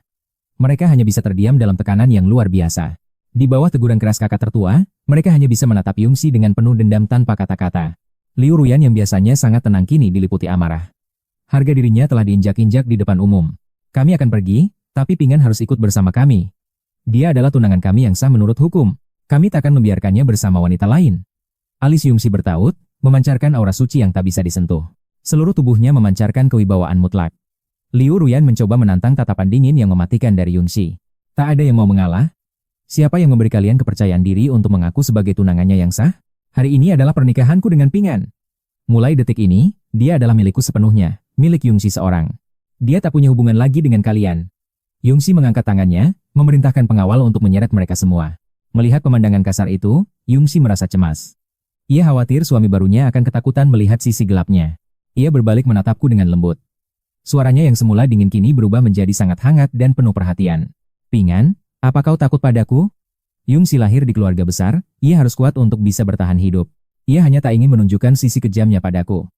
Aku menatap matanya yang dipenuhi ketulusan murni dan kasih. Tidak. Seharusnya aku berterima kasih. Kau telah menyelesaikan banyak masalah besar yang membelenggu hidupku selama ini. Mendengar itu, Yunxi bernapas lega. Ia tahu segalanya tentang penderitaanku selama tinggal bersama kakak-kakak angkatku. Awalnya ia mengira mereka memperlakukanku dengan baik, tapi hari ini ia melihat sendiri segala ketidakadilan yang kuterima. Tatapan Yunxi yang penuh kasih, kini terpaku padaku. Hatiku bergetar melihat sorot matanya yang begitu teguh. Wajahku memanas dan memerah karena malu di bawah tatapannya. Suasana pernikahan kami menjadi begitu manis. Ia mengeluarkan sepotong kue biji teratai dari sakunya, lalu meletakkannya dengan sangat lembut di telapak tanganku. Setelah sekian lama, kau pasti lapar. Mari kita isi perutmu dulu agar kau punya tenaga. Aku terhanyut dalam kelembutannya, hingga seluruh tubuhku terasa seringan kapas karena pesonanya yang luar biasa. Ku cicipi kue buah itu, rasanya manis dan lembut. Namun tiba-tiba, sebuah ingatan melintas di benakku. Ku ambil lencana dari tas, hadiah yang kusiapkan sejak lama. Aku bahkan tak berani menatap matanya sekarang. Meski ini bukan pertemuan pertama kita, aku tetap ingin memberimu hadiah yang kupilih dengan sepenuh hati. Aku tak tahu kau akan menyukainya, tapi Junsi menatapku lembut dan membisikkan kata suka. Apapun darimu adalah hartaku. Dia tak menyangka suaminya bisa bersikap semenggemaskan dan semalu-malu ini padanya.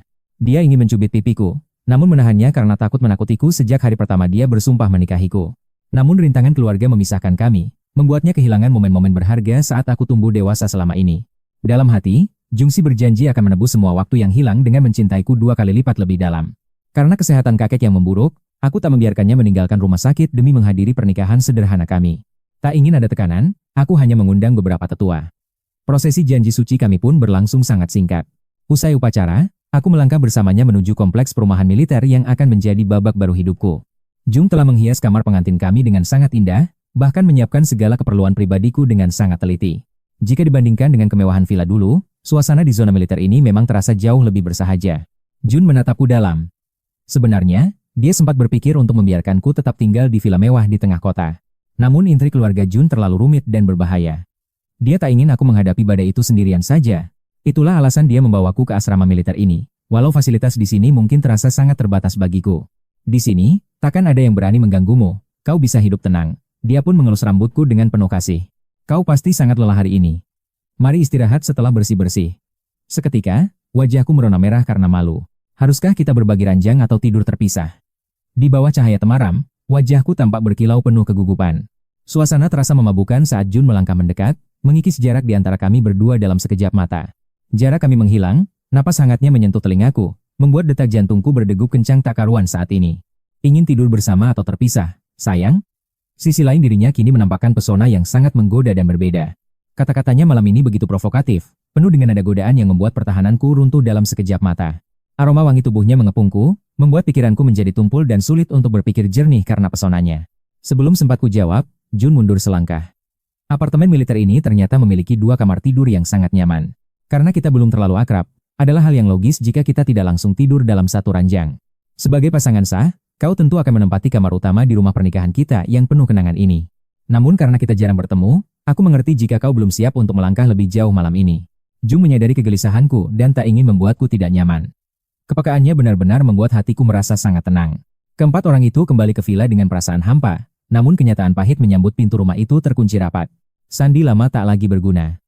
Ruin pun segera menghubungi asistennya dengan nada suara yang penuh kepanikan luar biasa. Apa yang terjadi dengan kunci villa ini? Keheningan di seberang telepon membuat firasat buruk mulai muncul menyelimuti. Villa ini sudah terdaftar untuk dijual di pasar properti bekas. Kabar itu menyambar mereka bak petir di siang bolong. Raut wajah Liu Ruin seketika menjadi gelap saat melihat data properti yang baru saja dikirimkan oleh asistennya. Ternyata benar, rumah tempat mereka tinggal kini sedang dijual. Adik kedua pun mulai merasakan ada sesuatu yang aneh. Apa yang sebenarnya terjadi? Ruin mengernyitkan dahi, memastikan bahwa Pingen benar-benar telah menjual rumah kenangan mereka ini. Mendengar berita itu, suasana pun berubah menjadi sangat tegang. Mereka mulai menyadari konsekuensi dari tindakan Pingen tadi. Wanita berwibawa yang muncul di pernikahan itu. Kini villa pun dijual. Mereka sadar, dia benar-benar tak main-main. Dia sungguh berniat meninggalkan mereka selamanya. Tatapan mereka berempat kini dipenuhi oleh rasa takut dan ketidakpercayaan. Ketakutan mulai merayapi hati mereka. Tak pernah terpikirkan sebelumnya bahwa aku akan benar-benar pergi meninggalkan mereka semua. Dahulu, kasih sayang mereka membuatku malu, namun kini keraguan besar telah menyelimuti seluruh hatiku tanpa sisa lagi.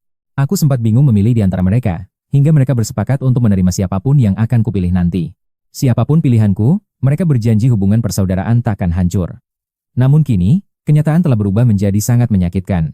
Sekarang, bagaimana caraku melewati keempat wanita ini untuk memilih yang lain di hari-hari ini? Aku terus mengaku sudah memiliki istri. Ternyata, rumor itu benar adanya sejak 1 bulan lalu. Dia memang berniat pergi. Liu Ruyun tersadar sangat terlambat. Kakak, apakah Liu Pingen benar-benar akan meninggalkanku? Menikahlah dengan orang lain. Wanita misterius hari ini. Dia benar-benar Jun X sang legenda. Aku mengutus orang untuk mengambil rekaman siaran hari ini. Adegan sehebat itu hanya bisa dilakukan militer. Berani sekali dia menantang mereka berempat tanpa rasa takut. Wanita itu pastilah Jun X yang perkasa. Liu Ruyan terdiam 1000 bahasa. Wajah mereka berempat memucat seketika. Jika itu orang lain, mereka takkan gentar. Mereka sangat percaya diri bisa merebutku kembali. Namun, jika lawannya adalah Jun X, segalanya menjadi mustahil. Keadaan kian pelik. Mereka menahan napas dalam kemarahan yang tertahan. Sementara itu, San Gida hanya terdiam. San Gida tersenyum licik dalam hati. Jika aku benar-benar menikah, takkan ada yang memperebutkan keempat wanita ini. Meski pernikahan hari ini batal, mereka tetap tinggal serumah. Sayangnya, tak ada cinta yang tumbuh di sana. Saat itu, dia bisa memilih salah satu dari mereka demi mengamankan tahta di kota Ahen ini. Hatinya bersorak sombong, meski wajahnya dipasang raut memelas yang tampak begitu tenang dan terluka. Kalian tumbuh besar di villa ini bersama-sama. Lantas, mengapa tempat penuh kenangan ini malah dijual? Mendengar ucapan San Gida, wajah mereka menggelap. Bukan sekadar ditinggalkan, tapi ini adalah sebuah pengkhianatan. Kenangan bertahun-tahun dibuang begitu saja. Kini, misi utama adalah mempertahankan villa keramat ini bagaimanapun caranya. Jika Raga tak lagi di sini, setidaknya sisa keberadaannya masih bisa dipeluk erat di gedung ini. Liu Ruyan segera menitahkan asistennya untuk membeli villa itu. Sang asisten tanpa ragu dan bicara terbata-bata. Saldo rekening tidak mencukupi. Ruyan mengernyit tajam. Bagaimana mungkin? Apakah ada masalah besar di perusahaan kita? Asisten bergumam lirih, bos, perusahaan baik-baik saja. Namun, Anda tidak memiliki hak akses dana kantor lagi. Tuan Besar mencabut semua hak istimewa Anda. Tabungan pribadi Anda takkan cukup untuk menebus villa mewah ini. Hening total menyelimuti ruangan. Suara di telepon itu terdengar sangat jelas bagi mereka yang berada di sana. Kakek turun tangan. Itu artinya, rahasia pernikahan ini sudah sampai ke telinga sang penguasa keluarga besar. Kakek membesarkan mereka sebagai calon tunanganku. Namun kini, harapan itu hancur berkeping-keping tanpa sisa harapan. Liu Jin melangkah maju, dan menepuk bahu kakaknya. Aku punya simpanan rahasia yang takkan terdeteksi oleh kakek. Kakak kedua setuju menyumbangkan hartanya. Ruyun pun segera menimpali dengan uang hadiah kompetisinya selama ini. Gunakan ini, Kak. Villa di pusat kota pesisir ini nilainya mencapai ribuan miliar rupiah banyaknya. Tak pernah terbayangkan, keempat wanita perkasa ini harus mengemis koin demi membeli kembali rumah masa lalu. Semua terbungkam. Wajah Sang Gida menegang, namun pikirannya mulai meracik sebuah rencana licik yang baru. Ruyan sang ekonom jenius, Liu kedua sang dokter masyhur dunia, dan adik ketiga sang aktris legendaris. Lalu si bungsu, pembalap elit kelas dunia. Tanpa dukungan keluarga pun, mereka sebenarnya adalah para ratu. Mereka bisa hidup mewah di mana saja. Tapi, hanya Villa Megah inilah satu-satunya tempat yang layak. Tempat lain terasa kumuh baginya. Sang Gida memberanikan diri berucap, "Kak, aku juga punya sedikit tabungan." Namun Ruyun memotongnya dengan sinis. "Kau? Memangnya seberapa banyak uang yang kau miliki sekarang? Hah?" Melihat wajah terluka Sang Gida, Ruyun tersadar ucapannya terlalu tajam. Dia mencoba meredam suasana yang mendadak canggung. "Villa ini bukan urusanmu, jangan buang uangmu." Alih-alih menenangkan, kata-kata itu justru terasa seperti sebuah tamparan. Hati Sang Gida kian mendidih. Sayangnya, tak ada satupun dari mereka yang memedulikan perasaannya saat ini. Ketidaksenangannya diabaikan total. Sang Gida merasa terbuang dan harga dirinya hancur berkeping-keping di sudut ruangan. Dulu, satu kerutan di dahinya saja sanggup membuat dunia gempar. Semua orang akan tunduk demi menghiburnya. Mereka dulu sangat peduli. Kenapa sekarang segalanya berubah drastis? Ruyan pun mulai mengumpulkan sisa harta mereka. Villa resmi ditebus. Ruyan mengumumkan bahwa dia masih memiliki aset saham dan dana investasi yang besar. "Uang kalian akan kuganti segera." Sebagai kakak tertua, dia bersumpah tak akan membiarkan adik-adiknya hidup menderita. Meski tak sedarah, ikatan mereka jauh lebih kental. Bertahun-tahun mereka telah melewati badai kehidupan bersama-sama. Saling menopang adalah janji setia mereka sebagai keluarga sejati. Kakak kedua pun mencoba menenangkan suasana hati. Sambil membetulkan kacamata sang kakak, dia berujar, "Tenanglah, uang kita cukup, jangan terburu-buru menarik investasimu. Tabungan ini untukmu, jika suatu saat kami benar-benar kesulitan, barulah kami akan memintanya kembali." Dua lainnya mengangguk setuju. "Benar, Kak, tidak perlu terburu-buru, beli saja kembali villa impian itu. Bagaimanapun, inilah tempat kita bernaung." Begitu kata rumah terucap dari bibir mereka. Mata keempatnya pun berkaca-kaca. Kakek adalah sosok pahlawan yang telah memberi mereka pelabuhan terakhir. Terlalu banyak memori indah di sini. Sang asisten bekerja kilat, transaksi tuntas dalam 10 menit saja. Kode akses pintu utama pun dikirim. Saat pintu terbuka, mereka semua mendesah penuh kelegaan. Beruntung kenangan indah itu masih terjaga. Tanpa memedulikan Sang Gida, mereka langsung menyerbu kamarku. Namun kenyataan pahit menyambut. Villa itu terasa hampa, kamarku kosong melompong menyisakan perabotan bisu. Tekadku sudah bulat untuk pergi selamanya. Saat mereka mencoba mengirim pesan, hanya tanda seru merah muncul. Liu Ruyun merasa jantungnya seperti diremas hebat, seolah ribuan serangga lapar sedang menggerogoti jiwanya. Frustrasi menyelimuti benaknya. Bagaimana mungkin dia tega memblokir kontak kita semua tanpa sisa? Persahabatan 10 tahun lebih seolah tak berarti. Kakak kedua menatap layar ponsel dengan pandangan kosong. Riwayat obrolan kami berakhir sebulan lalu. Isinya hanya permintaan maafku yang diabaikan demi Sang Gida. Dia terduduk lemas di ranjang, mulai meragu. Mungkinkah selama ini kami yang telah salah melangkah? Sejak Gida hadir, kami merampas segalanya dari Pinya dan memberikannya pada Gida secara cuma-cuma. Manusia terkadang baru menghargai setelah kehilangan. Mereka terpaku menatap jejak percakapan lama di ponsel itu. Barulah mereka sadar betapa dalam luka yang kuterima. Padahal, dulu akulah pangeran kecil kesayangan mereka. Segalanya telah berubah total. Tiba-tiba Sang Gida mendekat dengan nada bicara yang dibuat-buat memelas. "Kakak ketiga, bolehkah aku tidur bersamamu?" Villa ini terasa sangat sunyi dan menakutkan. Aku takut. Kakak angkat itu menoleh, namun tak ada lagi kehangatan di matanya. Hanya ada tatapan sedingin es. "Nyalakan saja lampunya jika takut. Apa gunanya mencariku?" Sang Gida seketika mematung mendengar gertakan itu. Dulu, mereka berebut untuk menemaninya tidur. Sekarang, tak ada satupun yang sudi menoleh padanya. Air mata langsung membanjiri pipinya. Dengan suara gemetar, dia terus merengek ketakutan demi mencari simpati. Akhirnya, rasa iba itu muncul kembali. Liu Ruyun mendekat dan setuju untuk menemaninya malam ini. Mereka semua gelisah memikirkan cara membawaku pulang. Tanpa kehadiranku, rumah ini terasa seperti makam dingin. Rumah ini menyimpan sejuta kenangan masa remaja hingga kuliah. Ada tawa manis, juga luka yang getir. Kenangan masa lalu menerjang hati mereka bagai ombak. Sementara itu, aku terlelap dalam tidur ternyenyak. Inilah mimpi terindah sejak aku terlahir kembali. Junsi telah melindungiku dari segala mimpi buruk. Aku terbangun saat tengah hari. Junsi datang, membawakan makan siang lezat di sela jam istirahatnya. Dia khawatir aku tak cocok dengan makanan kantin, maka dia memesankan ayam pedas dan irisan daging. Aroma pedasnya sungguh menggugah selera. Sejak kecil, aku memang sangat memuja cita rasa yang membakar. Dua hidangan ini benar-benar memanjakan lidahku. Melihatku makan dengan lahap, wajah kaku Junsi pun melunak. Makanlah perlahan, tak ada yang akan merebutnya. Sore ini, ayo kita kunjungi kakek di sanatorium keluarga. Aku mengangguk mantap. Di kehidupan lalu, aku dipenjara oleh Liu Ruyun hingga tak sempat melihat kakek. Kehilangan momen terakhir bersamanya adalah penyesalan terbesarku. Kakek adalah sosok hebat yang kini mulai renta. Tubuh tuanya menyimpan banyak luka lama. Di masa lalu, tak lama setelah ini, ajal menjemputnya tiba-tiba. Serangan jantung merenggut nyawanya saat itu. Di hidup kali ini, aku akan memastikan tragedi itu tak terulang. Saat melangkah keluar, tangan lembut Yunshi menggenggamku erat. Tangannya terasa begitu hangat dan melindungi. Ada rasa hangat yang menjalar ke hatiku. Inilah arti kedamaian yang sesungguhnya saat kami berjalan berdua. Di bawah, deretan pohon platanus, sinar matahari sore jatuh dengan lembut menyinari langkah kami. Jemarinya yang lembut membuat hatiku berdesir. Tiba-tiba, beberapa prajurit Junshi muncul menyapa dengan semangat. "Halo, kakak ipar!" teriak mereka serempak. Seketika itu juga, wajahku terasa panas dan memerah padam. Aku menjawab pelan karena malu, lalu bersembunyi di balik punggung kekar Junshi dengan perasaan canggung. Biasanya Junshi selalu berekspresi dingin pada anak buahnya, sangat kontras dengan sikap lembutnya padaku sekarang. Seruan kakak ipar yang berulang membuatku ingin menghilang, namun hal itu justru membuat Junshi merasa bangga. Meski paviliun keluarga Jun tak jauh dari kediaman utama, langkahku terasa begitu panjang dan berat kali ini. Wajahku memanas saat menatap kakek lagi. Aku langsung berlari kencang dan memeluknya erat di atas ranjang. Seketika, air mataku tumpah tak terbendung di pelukannya.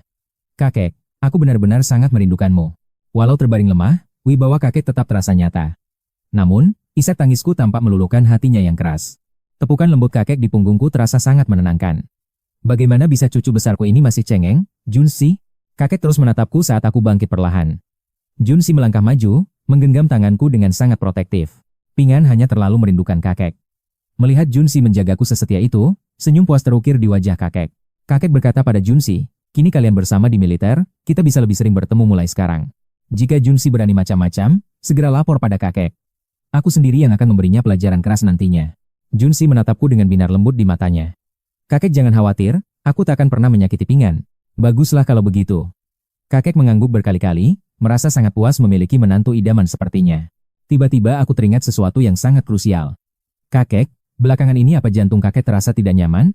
Kakek menggeleng pelan. "Jantungku baik-baik saja, aku di sini hanya untuk rehabilitasi luka lama di tubuhku. Tak ada masalah jantung sama sekali." Meski kakek berkata begitu, bayangan pahit di kehidupan masa lalu menghantuiku. Dulu kakek wafat mendadak karena gagal jantung. Karena itu, aku bersikeras membawanya melakukan pemeriksaan medis menyeluruh. Hasilnya mengejutkan, fungsi jantung kakek dinyatakan normal. Jika semuanya baik-baik saja, ini terasa sangat janggal bagiku. Bagaimana mungkin serangan jantung mendadak merenggut nyawanya dulu? Sementara itu, di kediaman lama, kakak yang cemas. Sudah seminggu mereka mencariku tanpa hasil sedikit pun. Seolah-olah aku telah menghilang di telan bumi begitu saja. Mereka mencoba mengingat setiap detail kejadian bulan lalu. Mencari petunjuk di mana sebenarnya keberadaanku saat ini. Satu-satunya petunjuk yang mereka miliki hanyalah kalimat singkat, "Aku akan segera menikah dengan Junshi." Biasanya tahun baru selalu ramai bersamaku, kini terasa hampa. Keempat orang itu tampak sangat putus asa sekarang. Zhang Yida mencoba mengambil hati dengan membuat pangsit sendiri.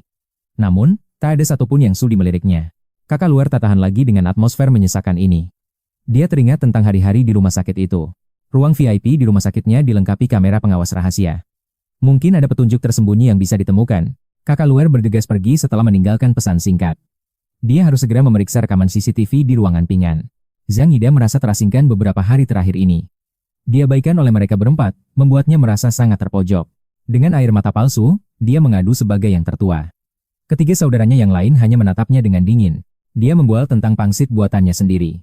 Namun, tatapan dingin mereka membuatnya tak sanggup bicara lebih banyak.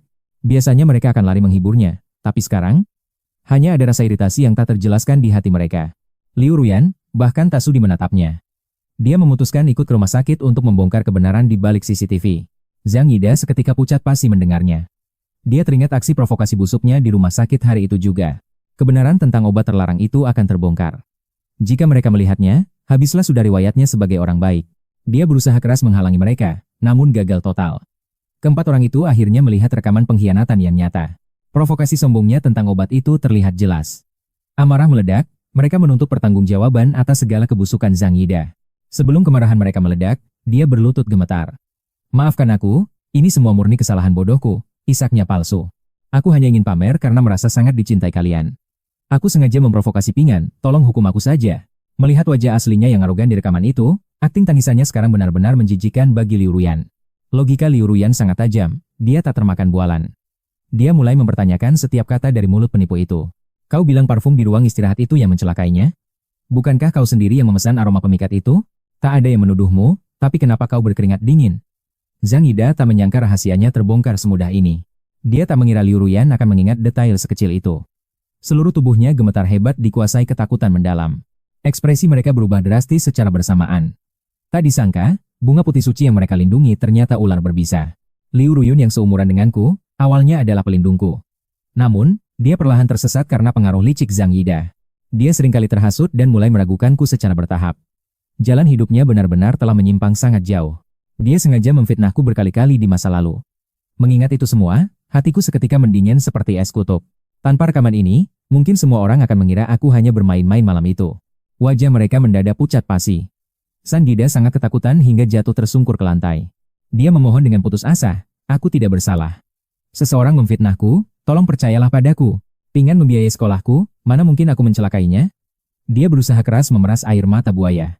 Namun tak ada yang tergerak. Kakak kedua yang biasanya lembut pun kini menatapnya dengan dingin. Kakak, dia tidak pantas berada di grup ini lagi. Pecat dia sekarang juga. San Gida berlutut dan mencoba memohon pada kakak kedua, tapi dia malah ditendang menjauh. Dia bersujud berkali-kali, memohon pada kedua kakaknya agar tidak diusir dari pekerjaan itu. Jika aku pulang ke desa, aku akan sendirian dan ditindas lagi. Kumohon, jangan buang aku. Dia memelas minta dikasihani, tapi keempat wanita itu sama sekali tidak menunjukkan simpati. Tanpa emosi sedikit pun, Liu Ruyun mendekat dan mencengkram dagunya. Aku sudah terlalu melindungimu. Ternyata hatimu sangat busuk. Berapa kali kau mencoba menjebak Pingan dan memanipulasi kami semua? Kau merasa menang, kan? Kembalilah ke gunung asalmu, besok aku akan mengembalikanmu pada wanita tua itu. San Gida gemetar hebat mendengar itu. Kakak keempat, kumohon, jangan lakukan ini padaku. Aku akan melakukan apa saja asal jangan dipulangkan. Tapi Liu Ruyun menghempaskannya dengan kasar. Jangan panggil aku kakak. Aku tidak punya saudara berhati iblis sepertimu. San Gida terus meracau tak jelas, mengulang permohonan yang sama untuk mengulur waktu. Perlahan, sikapnya berubah. Dia hanya sedang menunggu kesempatan di tengah situasi yang mendesak ini. Liu Ruyun merasa ada yang aneh, tubuhnya mendadak panas membara dan kakinya terasa sangat lemas. Dengan tatapan penuh kebencian, dia menatap San Gida dan mulai memprovokasinya kata demi kata. Kau sengaja memakai parfum perangsang di sini? Yang lain pun mulai merasakan panas yang sama. San Gida tersenyum licik dan mulai membuka kancing kemejanya, memamerkan tubuhnya di depan mereka. Aku mengerti sekarang. Jika aku menghamili kalian, aku pasti bisa tetap tinggal di sini. Ternyata rencana busuk ini sudah dia siapkan sejak mereka melihat rekaman di rumah sakit.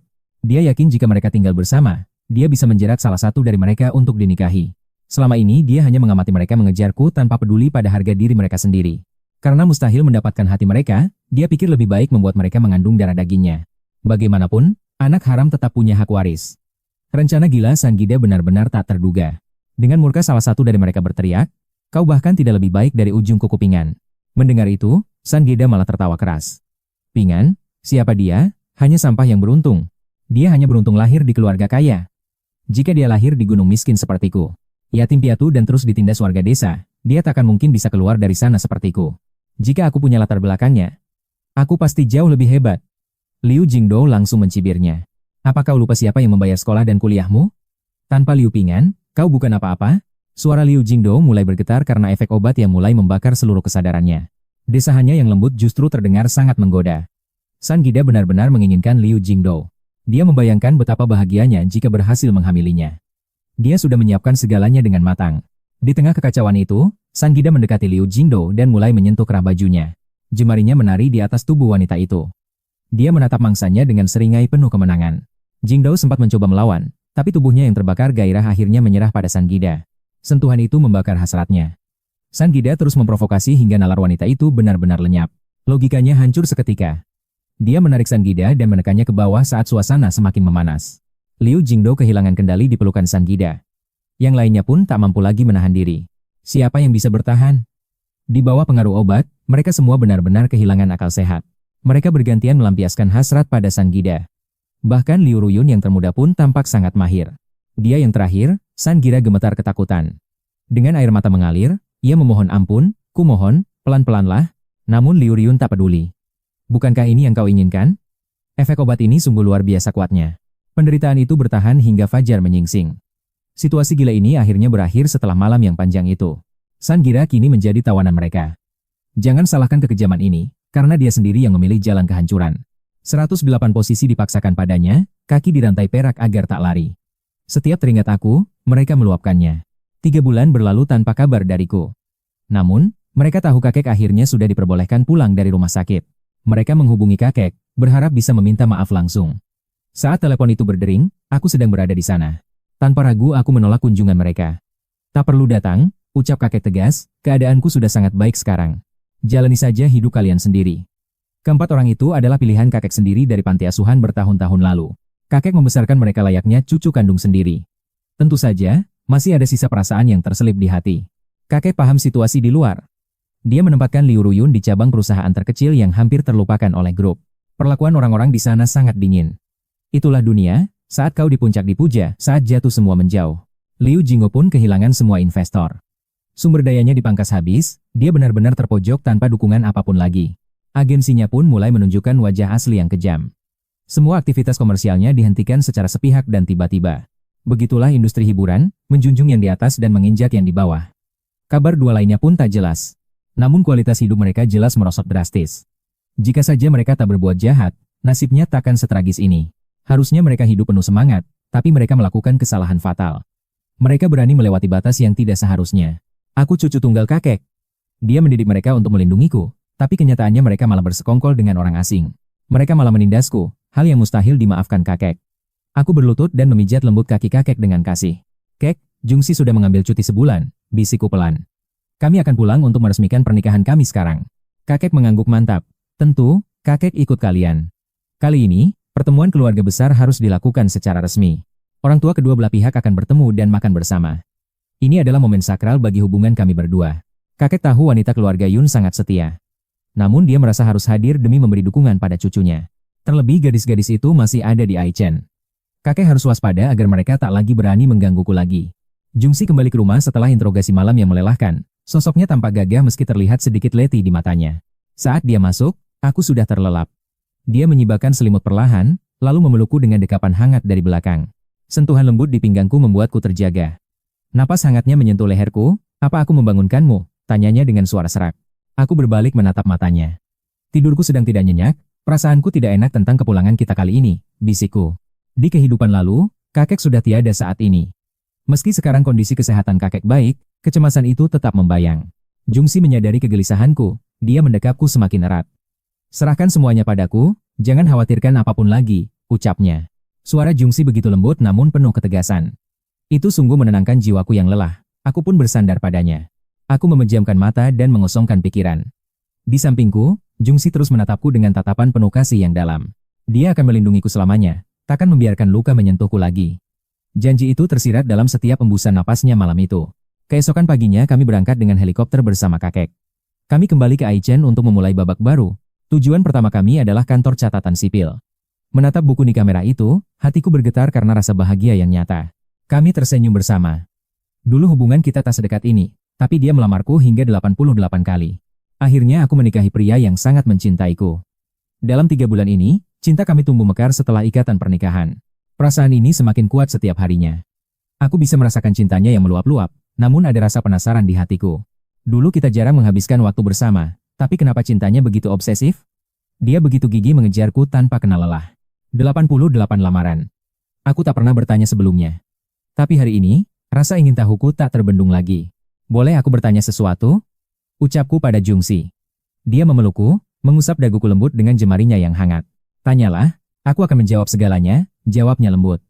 Dulu kita jarang bertemu, kenapa kau begitu ingin menikahiku berkali-kali? Apa kau tak takut sifat asliku angkuh dan egois? Jungsi tidak langsung menjawab pertanyaanku dengan kata-kata. Dia menatapku penuh damba, lalu berbisik mesra di telingaku. Coba ingat baik-baik, apa benar kita tak punya ikatan? Pertanyaannya membuatku terdiam 1000 bahasa. Wajah Jungsi yang sempurna itu seolah menyimpan rahasia takdir yang sangat dalam. Mustahil aku lupa. Alisku terangkat kaget. Selain saat momen pengakuan itu, di mana lagi aku pernah melihatnya? Memori ini buntu. Aku menatap pria di hadapanku dan bergumam. Kecuali saat kau menembakku dulu. Kita pernah bertemu? Jangan bercanda. Aku memutar otak, mencoba mengingat setiap detail masa lalu. Hasilnya nihil. Tak ada memori lain selain pengakuan itu, Aku curiga Jungsi hanya sedang mempermainkanku. Jungsi terkekeh sambil menggeleng.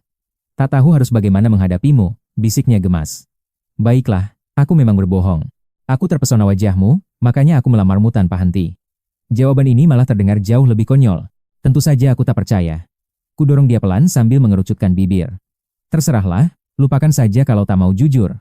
Dia menarik tanganku, membawaku kembali ke pelukannya. Suaranya merendah, meskipun pertemuan pertama kita dulu tidak begitu indah. Saat itu aku baru 10 tahun, usia yang seharusnya penuh tawa dan kebahagiaan.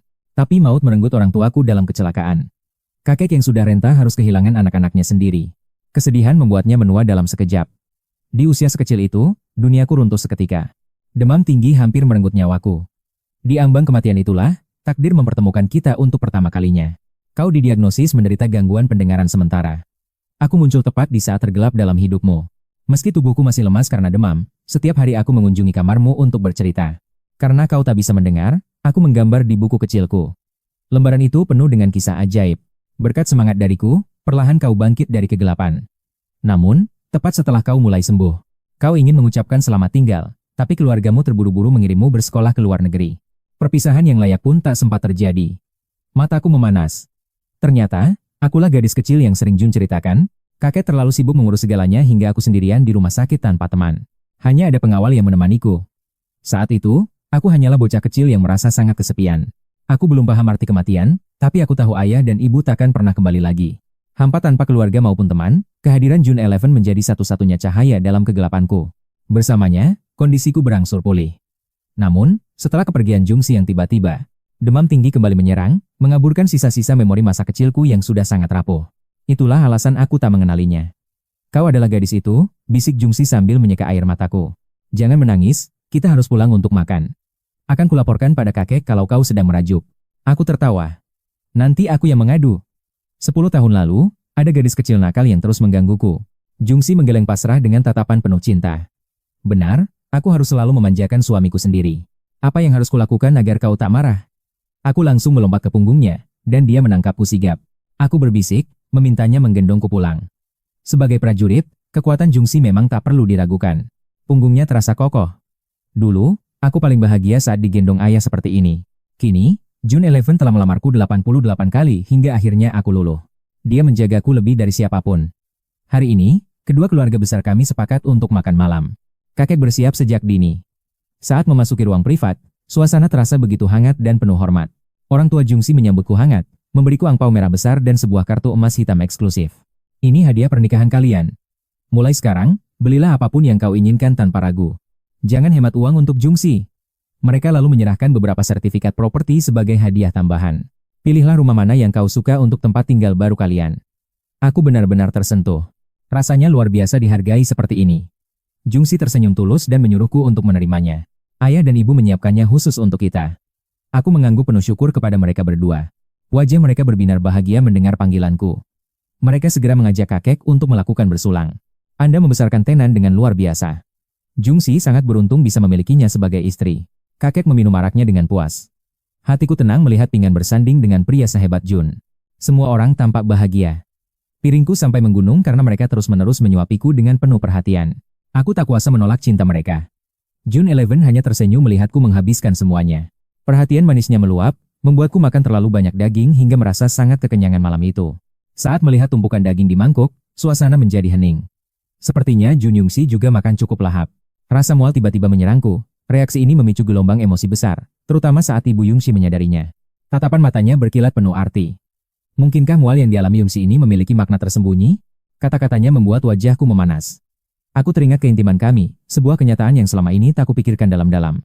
Selesai makan, para tetua menyarankan agar Jung segera pergi ke rumah sakit untuk pemeriksaan besok pagi. Mereka berdua setuju. Namun, berbanding terbalik dengan kebahagiaan di sini, villa seberang justru mencekam. Sanggida disiksa setiap hari oleh 4 orang, dijadikan pelampiasan nafsu dan amarah yang tak berujung. Penyesalan datang terlambat. Meski ia memohon ampunan berkali-kali, tak ada satupun yang memberi belas kasihan. Dulu ia hidup mewah bagai pangeran manja, namun kini nasibnya berubah drastis menjadi sangat mengenaskan. Kini ia hanyalah mainan belaka. Air matanya jatuh ke lantai dingin, menyadari masa depannya yang kian gelap. Dia berjuang keras keluar dari kemiskinan gunung demi kuliah, lalu berusaha keras menjilat demi memikat hatiku. Dengan segala tipu daya dan provokasinya, ia berhasil membuatku kasihan hingga membawanya masuk ke dalam villa. Empat saudari yang memanjakannya dalam segala hal. Namun kini, semua yang ia raih dengan susah payah lenyap. Dunianya hancur total saat aku pergi. Dia terjatuh ke dasar jurang, seolah mimpi indahnya pecah berkeping-keping. Kembali menjadi si itik buruk rupa, ia tak terima melihatku yang sombong ini tetap dicintai banyak orang. Bukan hanya kasih sayang, aku bahkan akan menikah dengan keluarga Jun, klan paling berkuasa di wilayah Aizen. Ia merasa hanya kalah dalam garis keturunan. Dalam hal kemampuan, ia merasa jauh lebih unggul dariku. Dalam keputusasaan, ia mencoba bertahan. Selama 3 bulan, keempat orang itu masuk ke kamarnya dalam keadaan mabuk. Mereka mencariku dengan liar di luar sana, namun tanpa hak istimewa, mereka hanyalah orang biasa yang tak berdaya. Amarah yang terpendam pun meledak pada Sangida. Malam itu, mereka kembali masuk ke kamarnya dengan niat buruk. Saat tangan-tangan itu hendak menyentuhnya, Sangida langsung berlutut di lantai dengan tubuh yang gemetar hebat. Kakak pertama, kedua, ketiga, dan keempat. Tolong maafkan aku sadar telah melakukan kesalahan besar. Seharusnya aku tidak menyakiti Liu Ping'an atau bermimpi memiliki kalian semua. Aku benar-benar telah gagal. Aku mohon lepaskan aku. Dia berteriak histeris meminta ampun, namun rintihannya hanya dianggap angin lalu. Keempat saudari itu bergeming. Liu Jinggo berkata dingin, simpan tipuanmu, kami takkan tertipu oleh sandiwaramu lagi. Liu Ruyun mencengkeram dagunya dengan kasar. Kau pikir dengan memohon seperti ini, kami akan membebaskanmu begitu saja? Kau telah menghancurkan hidup kami. Kau tahu berapa banyak penderitaan yang harus kami tanggung tanpanya. Kakak tertua bahkan kehilangan posisinya sebagai CEO. Sekarang, dia terlempar ke cabang perusahaan yang sangat kecil. Di sana dia hanya mendapat hinaan. Begitu juga dengan kakak ketiga yang dikhianati oleh orang-orang terdekatnya. Jika bukan karena kekacauan ini, takkan ada yang berani meremehkan kami. Kau adalah sumber segala petaka. Kenapa kami harus memaafkanmu? Tak disangka, Sangida yang biasanya penurut tiba-tiba menunjukkan taringnya yang tajam. Dia menggigit tangan Liu Ruyun dengan brutal hingga berdarah. Luka gigitan yang sangat dalam terlihat jelas di sana. Sebuah tamparan keras mendarat di wajahnya. Wajah Sangida memucat seperti hantu saat ia memuntahkan darah segar. Sambil menatap mereka, senyum mengejek muncul di bibirnya. Suaranya terdengar lebih tinggi dan penuh dengan kebencian. Kalian sama piciknya denganku. Kalian hanya menjilat Liu Ping'an demi keuntungan pribadi dan kekuasaan semata. Kata-kata itu menyulut api kemarahan. Liu Ruyun berteriak murka, beraninya kau bicara omong kosong seperti itu. Aku akan membunuhmu. Liu RG pun kehilangan ketenangannya dan melontarkan kata-kata yang sangat menyakitkan hati. Tidak semua orang serakah sepertimu. Jika kau tak bisa diam, aku tak keberatan menjahit mulut kotormu itu. Liu Ruyun yang biasanya diam pun angkat bicara. Hubungan 10 tahun kami dengan Ping'an tak pantas kau pertanyakan. Suara mereka meninggi, tanda bahwa mereka sedang terpojok. Kebenaran yang pahit mulai merayap keluar dari bayang-bayang. Ini adalah reaksi alami saat seseorang merasa tidak aman. Kata-kata Sangida baru saja menguliti rahasia terdalam mereka. Sejak keluar dari panti asuhan, mereka memang selalu berusaha keras untuk menyenangkanku agar bisa terus bertahan hidup. Mereka menoleransi segalanya hanya demi kebahagiaanku. Karena jika aku bahagia, posisi mereka di rumah ini akan aman. Mereka takut kembali ke panti asuhan. Liu Ruyun pun melakukan segalanya demi mendapatkan pendidikan yang lebih layak. Mereka bisa masuk universitas ternama dan hidup dalam kemewahan tanpa perlu lagi merasa cemas akan urusan makan setiap harinya. Ambisi mereka pun bisa terwujud, apalagi kakek sudah berjanji akan memilih salah satu dari mereka sebagai pendamping hidupku kelak. Jauh di lubuk hati, mereka sadar hanya si terpilih yang akan memiliki semua kemewahan ini selamanya sejak saat itu. Perlahan, bocah kecil itu bertransformasi menjadi pria tampan yang memikat, hingga semua orang mulai menganggapku sebagai tunangan resmi mereka. Getaran cinta mulai muncul, namun mereka menyembunyikannya demi menjaga perasaan satu sama lain agar tidak ada kecanggungan di antara berempat. Sebuah fakta rahasia dibuat, siapapun yang terpilih nanti, persahabatan mereka harus tetap abadi tanpa ada rasa dendam sedikit pun. Namun Sanjida, pria berhati busuk itu, tak mungkin memahami ketulusan mereka. Ia justru berdiri tegak tanpa rasa takut sedikit pun. Sambil menyeringai sinis, ia terus mengejek. Tanpa bantuan Liu Ping'an, mana mungkin kalian bisa mengecap kemewahan seperti sekarang ini, bukan?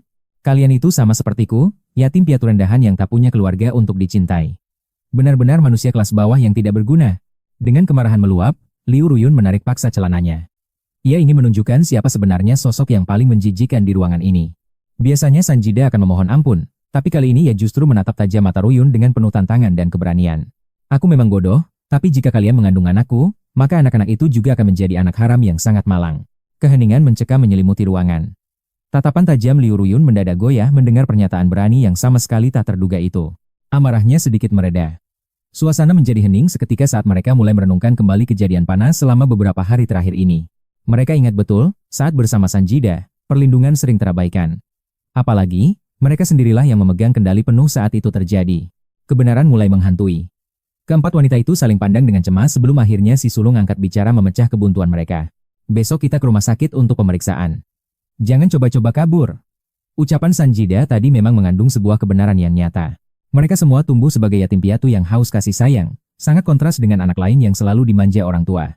Dulu mereka harus berjuang hanya demi sesuap nasi hingga akhirnya terdampar di panti asuhan dan berusaha keras agar bisa diterima. Segala tugas dilakukan demi menarik hati kepala panti. Berharap mendapat sedikit permen atau sekadar teman untuk berbagi dalam kesunyian. Mereka bersikap sangat hati-hati, namun satu persatu teman mereka pergi diadopsi, meninggalkan kekosongan yang terus berulang dalam hidup mereka. Di balik ketangguhan mereka, tersimpan kesepian mendalam. Namun, bagaimana jika benar-benar ada janin yang sedang tumbuh di rahim mereka? Anak itu adalah darah daging, sebuah keluarga sejati. Sanjida telah berhasil menyentuh titik terlemah dalam hati mereka yang terdalam. Penantian menuju rumah sakit pun dimulai. Di dalam villa, ia dikurung rapat tanpa ada celah sedikit pun untuk melarikan diri. Rumah sakit adalah harapan terakhirnya. Di ruang pemeriksaan ginekologi yang ramai, pria dilarang masuk dan inilah kesempatan emas baginya untuk lolos. Peluang kabur terbuka lebar. Malam itu, untuk pertama kalinya dalam 3 bulan, mereka akhirnya membiarkan Sanjida beristirahat dengan tenang. Meski bisa memejamkan mata, tidurnya tak pernah nyenyak. Bayang-bayang kegelisahan terus menghantui alam bawah sadarnya setiap saat tanpa henti. Mimpi buruk tentang siksaan mereka terasa begitu nyata. Selama ini, jiwa dan raganya seolah sedang dipenjara dalam neraka dunia yang menyakitkan. Penderitaan itu begitu menyiksa hingga ia terjaga sebelum fajar menyingsing, tak mampu lagi melanjutkan tidur yang penuh dengan luka batin. Harapan untuk bebas dari sangkar emas ini membuncah. Esoknya, mereka bahkan rela membatalkan semua pekerjaan demi mengawal ketat Sanjida. Setiap langkahnya dipantau sangat rapat. Pemeriksaan medis ini menjadi pertaruhan hidup dan mati bagi nasibnya di masa depan yang suram. Ia berharap bisa menyelinap saat pemeriksaan pribadi, namun rencana itu hancur berantakan karena kewaspadaan Kakak Li yang sangat luar biasa. Berbekal otoritasnya sebagai dokter, Kakak Li terus menempel ketat tanpa memberi celah sedikit pun baginya untuk meloloskan diri dari sana. Binar harapan di matanya redup seketika. Haruskah ia terjebak dalam lingkaran setan ini untuk selama-lamanya tanpa ada jalan keluar lagi? Menjadi mainan pemuas nafsu dalam penjara mewah ini? Apa bedanya dengan dijual kepada janda tua di gunung terpencil yang menyeramkan? Putus asa kembali menyelimuti batinnya. Sementara itu, di kediaman keluarga Yun, aku terbangun perlahan saat sinar matahari mulai menyapa lembut. Yunsi sudah berdiri di sisi ranjang, lalu mengecup keningku hangat sambil mengajakku sarapan sebelum berangkat menuju rumah sakit bersama. Kata dokter, tes kehamilan tidak perlu puasa kok, bisiku manja sambil mengalungkan tangan ke lehernya dengan penuh perasaan cinta yang dalam. Pipinya memerah indah saat aku membisikkan kata manis tepat di telinganya. Meski ragaku masih terlalu enggan untuk meninggalkan kenyamanan tempat tidur. Belum sempat menyelesaikan kalimat, Yunsi tiba-tiba menggendongku hingga aku menjerit kaget karena perlakuannya yang sangat romantis namun mendadak itu. Aku segera memeluk bahunya erat, tepat saat kakek muncul setelah berolahraga dan memergoki kemesraan kami berdua di depan pintu kamar. Pingan, kau sudah dewasa tapi masih saja menempel pada istrimu. Kelakuan macam apa itu di pagi hari seperti ini? Tegur kakek. Cepat lepaskan. Mendengar teguran keras kakek, wajah Yunsi langsung memerah pada menahan rasa malu yang sangat luar biasa hebatnya. Bukannya melepaskan, Yunsi justru memelukku semakin posesif. Lalu, sebuah suara wanita yang sangat serius terdengar memanggil kakek dari arah samping. Dulu kakek setuju aku mengejar kedamaian bersamanya, bukankah itu karena kakek percaya bahwa setelah semua badai ini berlalu kita akan bahagia? Aku pasti akan memanjakan dan melindunginya setelah kami menikah. Lihatlah, dia baru saja terbangun dan masih terlihat sangat mengantuk. Tubuhnya tampak lemas, jadi aku harus memapahnya. Namun, secara diam-diam tanganku memberikan cubitan kecil yang nakal di punggungnya. Tapi anehnya, dia malah makin bersemangat saat bicara. Kakek, sudah sarapan? Apa kakek mau makan bersama kami hari ini? Kakek hanya memberi isyarat agar kami berdua segera turun. Dia pun menarikku menuruni tangga hingga aku tak tahan untuk mengomelinya. Meski aku mengomel, suaraku penuh dengan nada kasih sayang. Jangan pamer kemesraan di depan kakek, tapi dia malah berbisik manja di telingaku. Apa kau tidak lihat kakek tersenyum puas? Godanya. Setelah selesai menyantap sarapan, kami berdua segera bersiap untuk pergi ke rumah sakit. Baru saja keluar rumah menuju rumah sakit, Yungsi berniat mengatur jalur VIP untukku. Namun aku segera menahannya karena kami tidak terburu-buru. Lebih baik kita mengantre seperti yang lain di poli kebidanan. Akhirnya dia pun mengangguk setuju, baiklah, istriku tersayang. Setelah menyelesaikan proses administrasi pendaftaran, kami berdua berjalan langsung menuju koridor ruang pemeriksaan kandungan. Tak pernah kusangka, di tempat ini aku justru bertemu dengan 4 bersaudara keluarga Liu dan juga Sang Ida. Liu Ruyan terlihat sedang duduk di bangku tunggu dengan raut wajah yang sangat dingin dan sangat serius. Sementara yang lainnya berdiri mengerumuni Sang Ida tepat di depan pintu lorong rumah sakit yang cukup ramai itu. Saat aku melangkah masuk, Liu RG langsung menyadari kehadiranku. Teriakannya yang terkejut seketika membuat semua pasang mata tertuju padaku. Liu Ruyan pun bergegas berdiri. Keempat wanita itu menatapku dengan tatapan yang sangat rumit, penuh kejutan dan juga harapan. Terselip pula kegelisahan serta kebingungan di mata mereka. Ruyan langsung berjalan ke arahku, namun langkahnya segera dihadang oleh Yunsi. Dia seolah mengabaikan aura kemarahan yang terpancar dari wajah Yunshi. Matanya terus menatapku dengan sikap yang sangat berbeda dari biasanya. Dengan suara yang penuh kelembutan namun terasa sangat menyedihkan. Dia bertanya, "Kemana saja kau selama 3 bulan ini?" "Kami mencarimu." Kakak kedua juga mendekat. "Pingan, berhentilah marah. Kami semua sangat merindukanmu, maukah kau pulang bersama kakak kedua?" Liu Jinggo bahkan mencoba untuk langsung mencengkeram tanganku, namun dia langsung terdorong oleh serangan mendadak dari Yunshi. Sejak menjadi terkenal, dia tak pernah diperlakukan sekasar ini. Dengan emosi dia berteriak, "Jun 11, apa hakmu menghalangiku menemui Pingan? Hubungan kami selama bertahun-tahun tak bisa dibandingkan dengan orang asing sepertimu." Tatapan mata Jun 11 yang dingin pun seketika membeku. "Dengarkan baik-baik, aku bukan orang asing. Aku istri sah Pingan, sementara kalian masih terlihat terjerat dengan pria pengecut itu. Dari mana kalian mendapat keberanian untuk mempertanyakanku?" Setelah mengatakannya, Jun 11 mengusap jari-jarinya seolah merasa sangat jijik.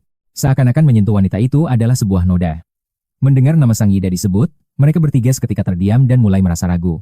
"Kami hanya mengantarnya untuk periksa bersama, tidak ada hubungan lain." Yungshi hanya melemparkan tatapan penuh penghinaan yang sangat tajam. Dia mendengus dengan nada yang sangat meremehkan.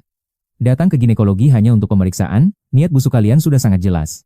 Keangkuhan mereka runtuh seketika saat rahasia mereka terbongkar. Aku yang tetap tenang di belakang Yungshi hanya bisa memperhatikan semuanya. Saat mataku tertuju pada Sang Yida, aku tak bisa menahan diri untuk tidak mengernyit, hanya dalam waktu 3 bulan saja. Kondisi Sang Yida sudah sangat kurus dan tak terawat. Seluruh tubuhnya yang meringkuk itu seolah hanya memancarkan satu aura, keputusasaan. Aku sangat paham apa yang dirasakan Sang Yida saat ini. Itulah gambaran penderitaanku di masa lalu yang sangat kelam. Saat aku dikurung dan disiksa oleh 4 saudara perempuan itu, aku pun hancur. Namun sekarang mereka berani bilang merindukanku. Mereka bicara soal persahabatan dan ingin membawaku kembali, itu semua bohong. Mereka hanya ingin aku menjadi mainan mereka lagi. Memikirkan hal menjijikan itu membuat perutku mual. Aku terpaksa bersandar di dinding dan mulai muntah-muntah dengan hebatnya. Di samping tempat sampah, Yungshi dengan penuh kecemasan segera mengusap punggungku untuk mencoba memberikan sedikit rasa nyaman. Melihat itu, keempat saudara perempuan itu malah ikut mendekat dengan cepat. Liu Ruyan menatapku dengan tatapan yang sok peduli. Keningnya berkerut seolah dia benar-benar mengkhawatirkanku. "Pingan, apa yang terjadi padamu? Kenapa kau sampai seperti ini?" Memanfaatkan perhatian mereka yang teralih padaku, Sang Yida diam-diam menyelinap pergi melarikan diri dari rumah sakit itu. Setelah merasa sedikit lebih baik, aku menatap mereka semua dengan tatapan sedingin es. "Apa urusan kalian dengan keadaanku? Bukankah kalian datang ke sini karena salah satu dari kalian sedang mengandung anak Sang Yida? Siapa yang akan menikahinya?" Begitu mendengar pertanyaanku, raut wajah keempat wanita itu seketika berubah menjadi sangat pucat dan juga penuh ketakutan. Setelah melihat bukti yang ada, Ruyan menatapku dengan penuh obsesi. "Pingan, sejak awal sampai akhir, bagi kami hanya ada dirimu. Kami tak akan pernah menikah dengan Sang Yida. Kami membawanya hanya untuk tes." Namun, tepat saat dia selesai bicara, suara perawat terdengar keras memanggil, "Hasil laporan istri Tuan Sang Yida sudah keluar. Saat ini dia positif hamil 8 minggu. Suara perawat itu bagaikan tamparan keras yang menghantam telak wajah Liu Jinggo di depan semua orang yang ada di sana. Tapi sebagai aktris yang hebat, dia hanya terlihat canggung sesaat sebelum akhirnya berusaha menutupi rasa malunya dengan ekspresi lain. Tak disangka istrinya benar-benar hamil. "Selama ini kami terlalu sibuk mencarimu hingga tak sadar Sanjida punya kekasih. Mengapa kau merahasiakan hal sebesar ini?" Gida menoleh demi mendapat dukungan Sanjida, tapi lorong itu terasa hampa. Sanjida telah menghilang tanpa jejak. Kemana dia? Mereka berempat saling pandang dalam kebingungan yang mencekam.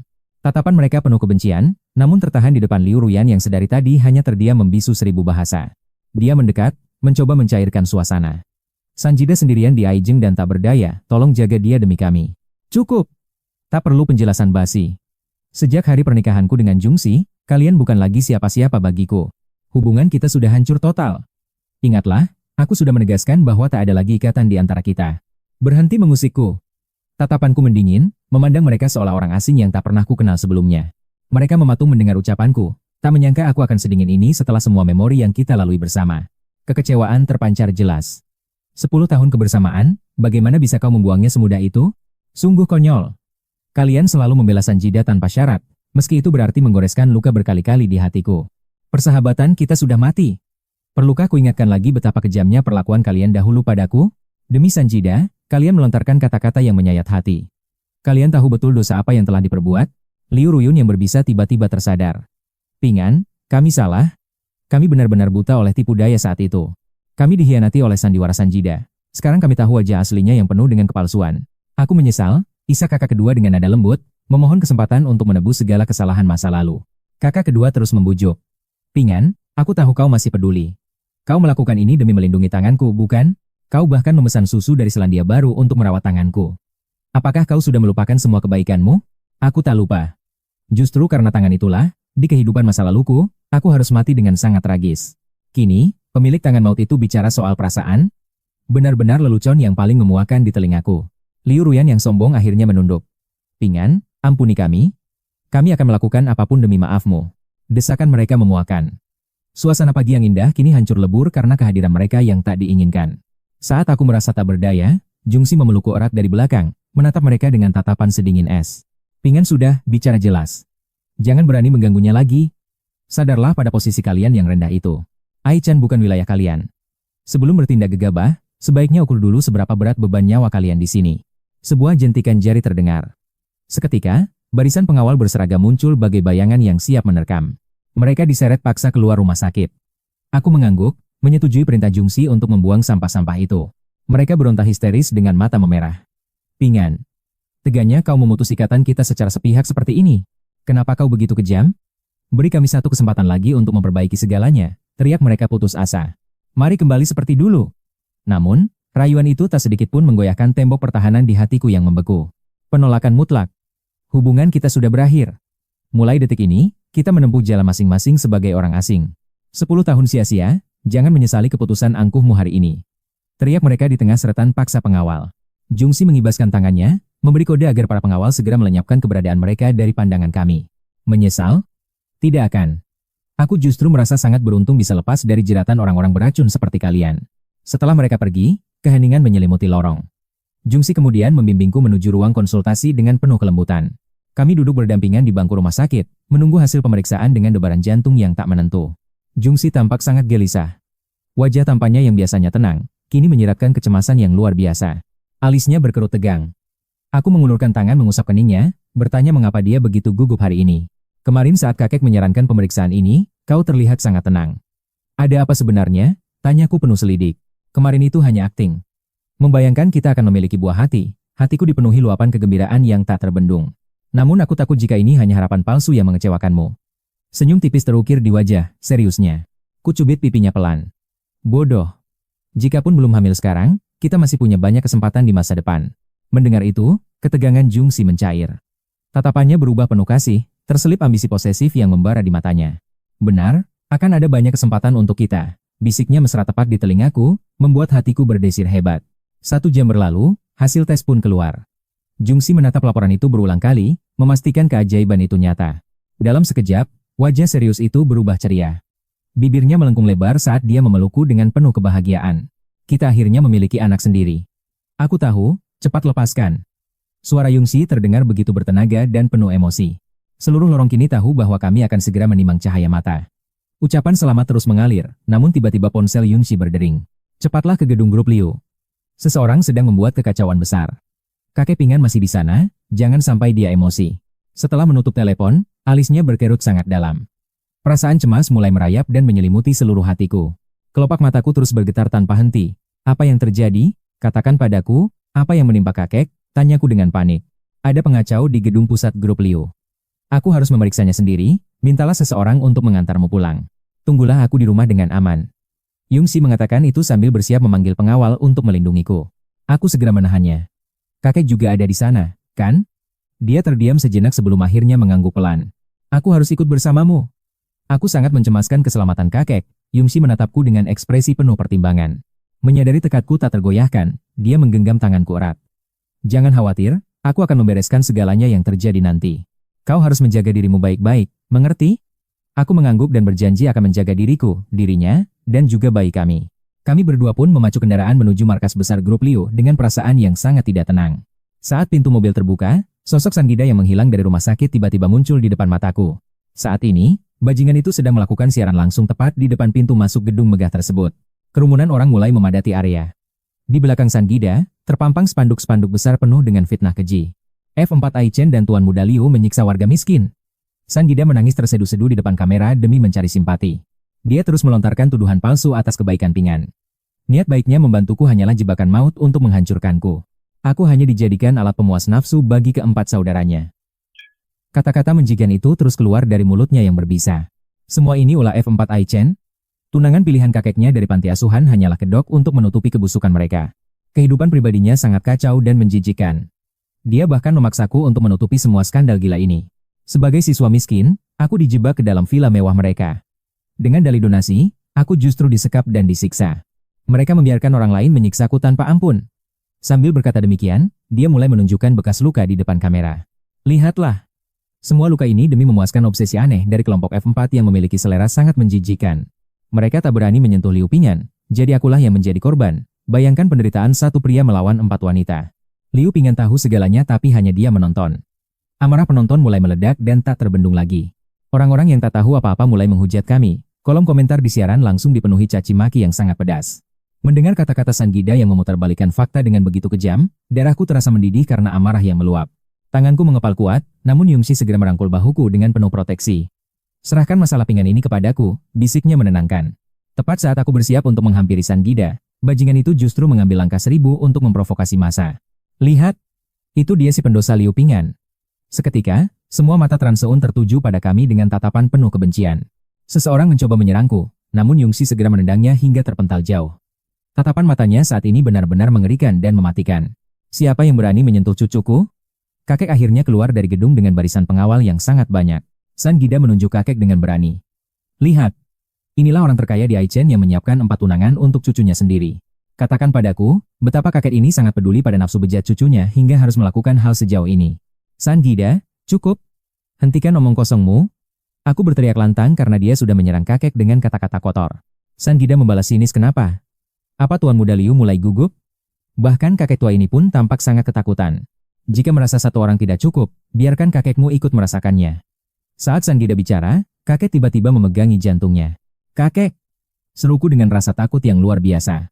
Firasat buruk di hatiku akhirnya mencapai titik puncaknya saat ini. Di kehidupan lalu, kakek wafat karena serangan jantung mendadak. Aku tak peduli lagi pada ocehan sampah San Gida. Aku segera memanggil bantuan untuk membawa kakek ke rumah sakit. Baru setelah dokter menyatakan kakek aman, aku bisa bernapas lega. Berdasarkan ingatanku, serangan jantung kakek di masa lalu pasti ada hubungannya dengan bajingan bernama San Gida ini. Kali ini, aku tak akan membiarkannya lolos begitu saja. Aku langsung masuk ke akun media sosial resmi Tuan Muda Liu. Kubongkar semua bukti bantuan dana untuk San Gida, dari SMA hingga universitas. Semuanya tercatat dengan nomor bukti yang sangat jelas. Tak lama kemudian, sebuah pesan ancaman masuk dari San Gida. Jangan harap kalian bisa selamat, aku akan menyeret kalian ke neraka. Tak ada yang bisa lari dari murka netizen Weibo yang kini mulai mempertanyakan segalanya. Seketika, tren pencarian meledak hebat. 4 saudari Yanji dan Sang Jida benar-benar terjebak tanpa menyadarinya. Di hari pertama aku terlahir kembali, aku memasang kamera tersembunyi demi sebuah pembuktian diri yang menyakitkan. Awalnya aku kecewa karena bukti itu tak terpakai. Namun kini, senjata rahasia itu siap menghancurkan mereka. Rekaman pengkhianatan Sang Jida dan akting busuk si wanita manipulatif itu terabadikan dengan sangat sempurna. Aroma godaan di villa hingga video skandal 4 Yanji tersebar luas, mengguncang seluruh jagat maya Weibo. Dalam sekejap, opini publik berbalik arah. Hujatan kini menghujam mereka dari segala penjuru mata angin.